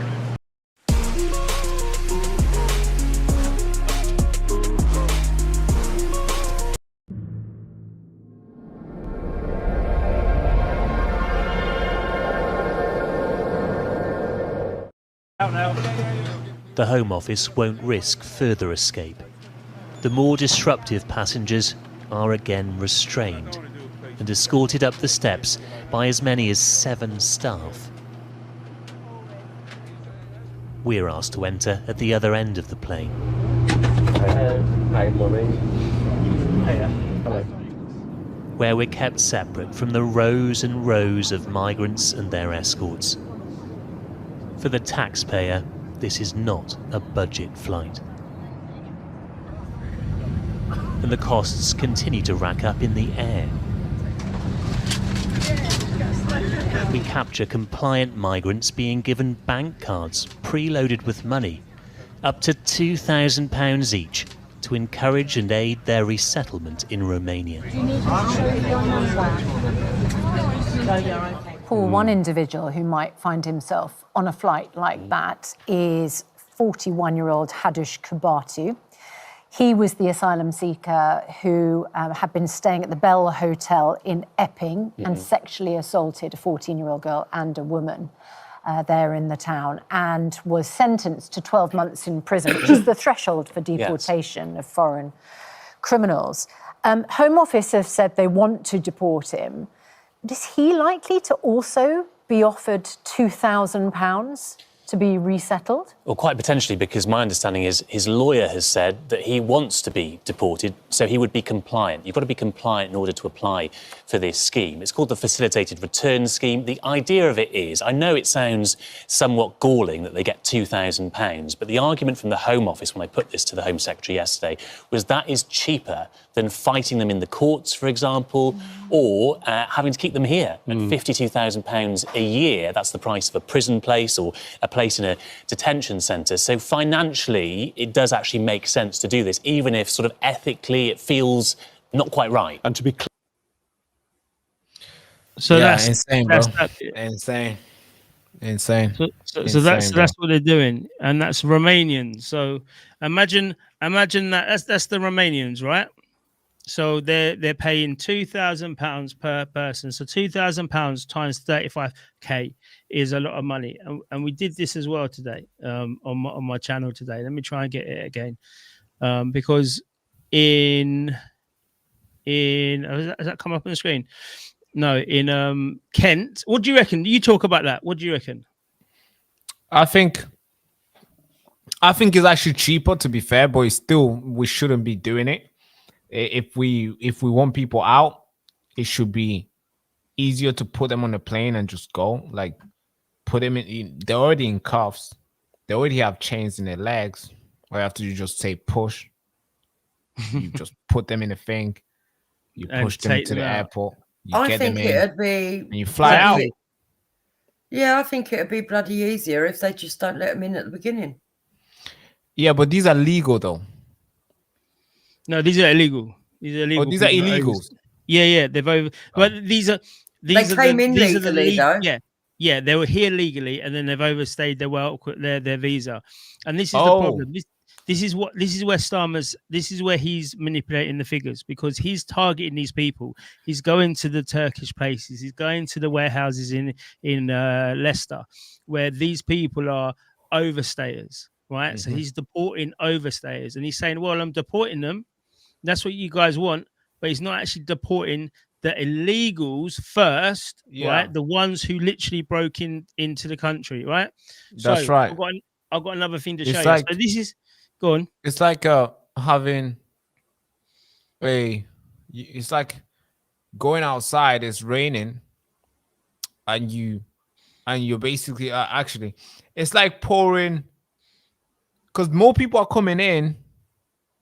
And you get, how many people did he get out? 40-something people? 40,000, yeah. 40,000. Yeah, okay. It's like bailing out a sinking ship with a teaspoon. Yeah, but how many people have come in illegally already? 30,000 something? Well, this year. Yeah. This year, probably about the same. Probably about a net zero. Probably about 36 to 40,000. So it makes no sense. Exactly. We so still you're have removing them. amount. More people are coming. It's literally like one in, one out deal. Yeah, and it that's makes what he no said, sense. remember? No difference. Yeah, exactly, and that's what he said. And he's just manipulating stuff, right? So yeah, so it's like we're running in circles. Exactly, and we're paying, and we're paying for it. So here's this one as well, right? I want you people to look at, right? Let me just do this again. I did this earlier on. So this is my freedom of information request. Kent County Council. That's my council, right? So this is my monies, right? This is how much they're paying. Just so people they know, they can see it's the expenditure and budget allocation for the most complete financial year of unaccompanied migrants, right? That's the total money spent or allocated on housing unaccompanied migrants. This is what this is about, okay? So this is unaccompanied migrants aged 16 to 35. Kent County Council foster care, they spend 2.2 million. Kent supported housing is $500,000. Independent fostering, which is private fostering, 4.7 million. Shared housing, which is private, 7.9 million. Foster care, they spend 2.2 million. Kent supported housing is $500,000. Independent fostering, which is private fostering, 4.7 million. Shared housing, which is private, 7.9 million. Unaccompanied asylum seeking children and young people, £20 million. They're paying 5.5 million to build hotels or facilities for them. And the government, the Home Office grant is £60 million. So £60 million just in one area of Kent, just Kent, it's one county, £60 million. Yeah. Now, if you put that on every single other county in the UK, we are talking trillions. Yeah. Right? So this is Kent County Council. This is reform as well. Nigel Farage, he needs to answer my questions. He needs to stop dodging. Zia Yusuf, head of Doge, needs to stop dodging the questions, because it's okay for them to say, oh, it doesn't really cost a lot of money other than the hotels. Well, hang on a minute. The hotels is billions and billions. That's right. Happening, which are billions and billions. That's right. So how many more billions can we do before them billions start to stack up to big trillions? Yeah, we'll find out, I guess. This is it. This is what they want. This is what they want. Nothing is going to be running in circles. We had this on the Conservative. We're going to have it on the, we're having it on the Labour. And I think the next government that's coming in will probably have it as well. So it's just it's like a circle. They're just running circles. It's absolutely disgusting. Meanwhile, British people, they can't get doctors, they can't get a dentist. Yeah. The elderly, they changed the rules on who could get heating allowances. They're trying to take money off of disabled people at the bottom of the system. The workers, the working class, have now become working poor. They can just about make ends meet and are going to soup kitchens. It's absolutely, totally ridiculous. Yeah, the food's gone up, the rent's gone up, the council tax has gone up. Your bins are not being collected as regular as they were before. The roads are not being repaired. You also have to pay ULEZ. You've got LTNs and CPZs. And they're taking and taking and taking and taking from the British people who get up and work hard every day, and then they're giving it away to what? People who are not grateful, that actually put harm's way to the people that are the backbone of this country. They are jumping on the women and the children and attacking them left, right and centre. They're going into schools. They're hanging around schools. They've stopped the recreational grounds being used for the local communities. We can't have weddings. We can't have christenings. We can't have any of that because all of these centres have been full up with migrants. We've no longer got community halls. There is no way that we can sit in pubs anymore because they shut down most of the pubs. Because what they did is through the back door, they brought in smoking bans, etc., all which made people want to stop going into community places. On top of that, our high streets are dying, small businesses are dying, and at the end of the day, they sit here and they tell us that we're privileged. I'm sick of it. Exactly. In the words of Roy. Yeah, that's then we are being told time and time again that we are we're the first world, remember? We're the first world. Whilst we have got people, where's it gone? We've got people in Nepal, right? When the government took away the social media, not only did they topple the government, is they built a new government off of Discord. That's right. They use Discord and elect another government. To elect the government. Yeah, that's the next level shit there. This is where it's going though. The people spoke and they said, not only did they say our social media is okay, we'll show you how okay it is. We're going to build a government off of a Discord server. Right? That's how the safe the social media is for us, the people. And we as people living in England, we're here now. What we're doing, we can't do nothing. We're shackled. We've got to go to work. We've got to do this. We've got to do that. Like Dupes has said, all our money is going out and out and out. Yeah, so, but that's without the silencing of you for having an opinion or writing an opinion or just having a laugh and a joke, a bit of banter, and the fact that they're using lawfare against you. They're taking your rights away. They're turning your children against you with all this mad stuff in the education system. Critical race theories on steroids. I mean, there's so much to this. And then they actually sit there and think that we can't see it. Yeah, this is it. And they're selling all their houses to BlackRock and stuff. And and they're bringing all this digital ID and thing. It's all slavery. This is happening. What you've seen in the movie, The Matrix, and all the thing, you know, all the stuff that we've seen in the movies is happening in real life, where we all gonna be peasants here. When this Online Safety Act came in, now people are getting arrested for calling themselves a for calling themselves a word. People are getting arrested, possibly can be charged. Yeah, this is Exactly. it. This Yeah, is I it. can't And believe all that. they're doing That's it, mad if that's and what they're it's calling for. like, oh, we're trying to protect you type of stuff, but really, I don't see it. They're for calling themselves a word. People are getting arrested, possibly can be charged. Yeah, this is Exactly. it. This Yeah, is I it. can't And believe all that. they're That's doing it, mad if that's and what they're it's calling for. like, oh, we're trying to protect you type of stuff, but really, I don't see it. If you want, could you show my X account there if he wants to follow it? I would want to have him on if he wants to have a proper conversation. Because with me, my team will be monitoring the audio. So if he try to overtalk, they'll just mute him. But here, I don't know how it keeps on coming on. But yeah, I don't go on for too long now. This is about it. It's been a good one. yeah. So, So Twinkle, if you want to follow, if you want to come on the show, go to the Baraka Show. Yeah, right here. If you can just go to X, follow or text me or whatever you do, I'm gonna reach out to you personally and we can get you on the show. It will be really cool to have a discussion with you, because I believe we need more people talking together. We should not be fighting and just run away from conversation, because what we've seen from Charlie is that person who pulled that shot was running away from coming to the mic, and we don't want people running away from conversation. And trust me, I'm gonna be here and I'm here to have a conversation with you if you want to. So if you want to come, just text me, the Baraka Show, at this platform, or you can go to tbs@NEXFRONTIER. That's my email, and you can text me there. All right.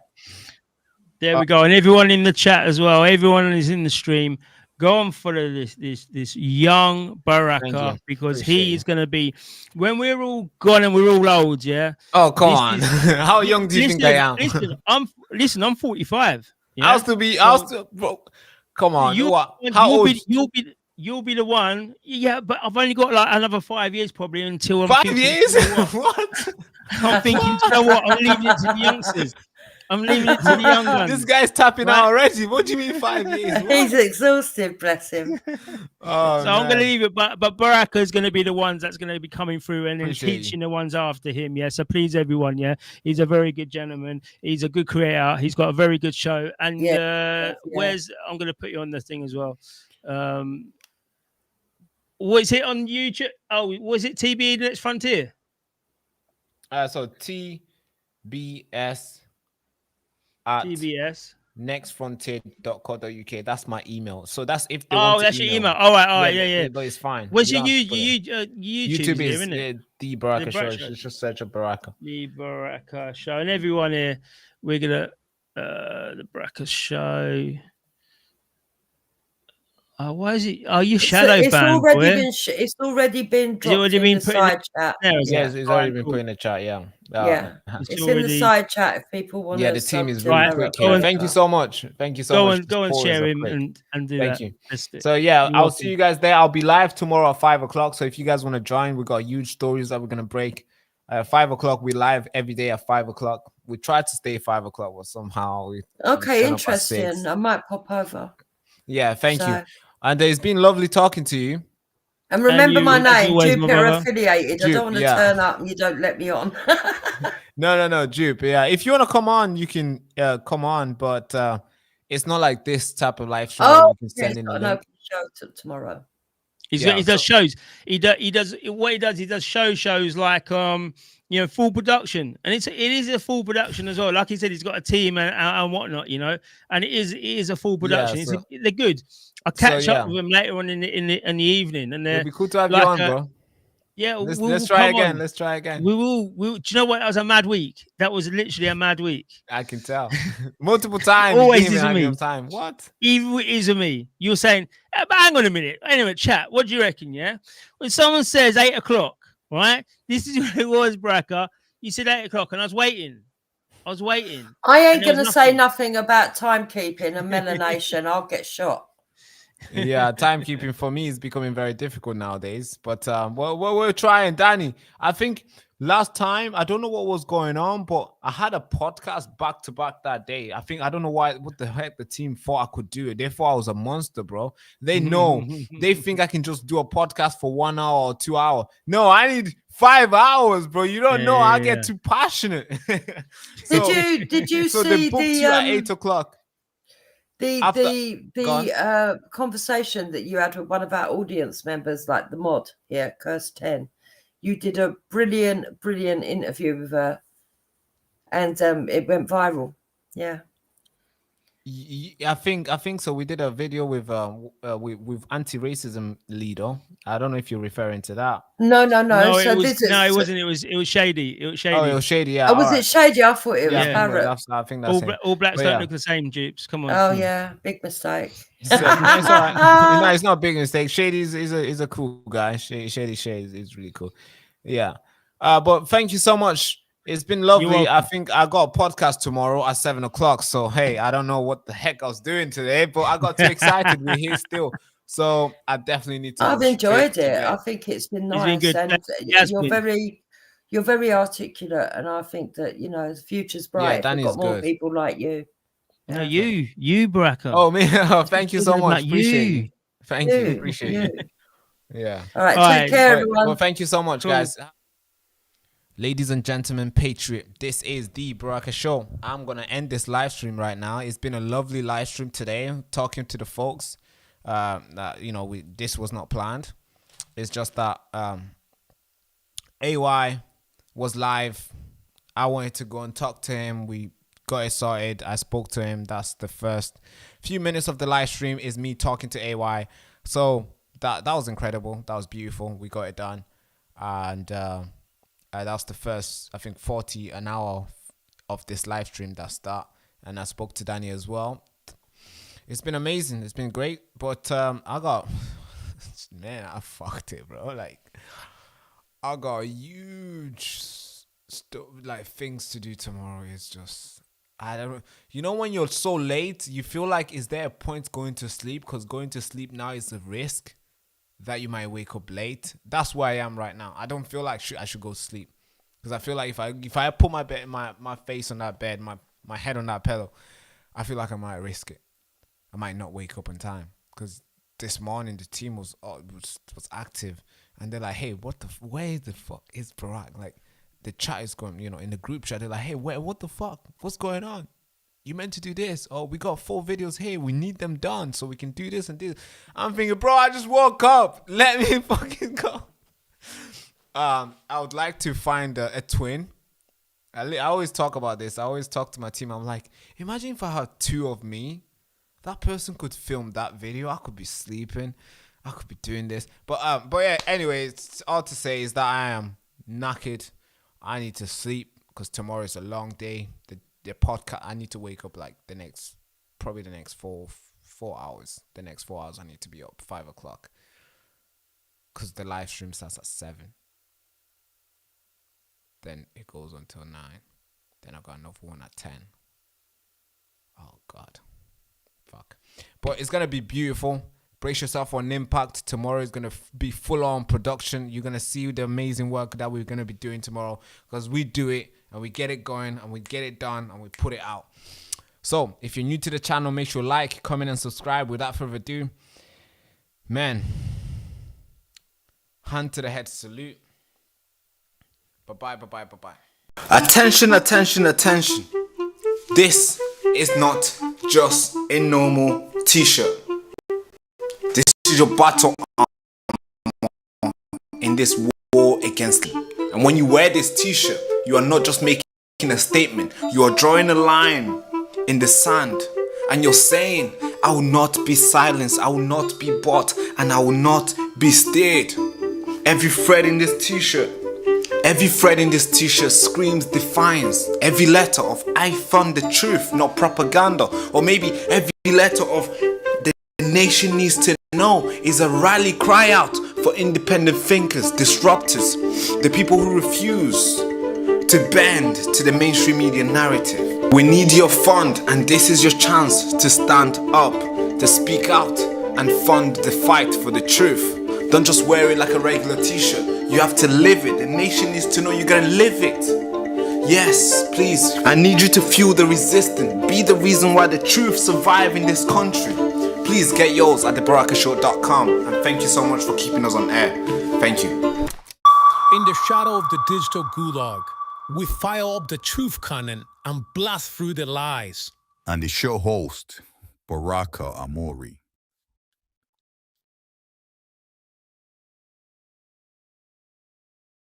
Attention.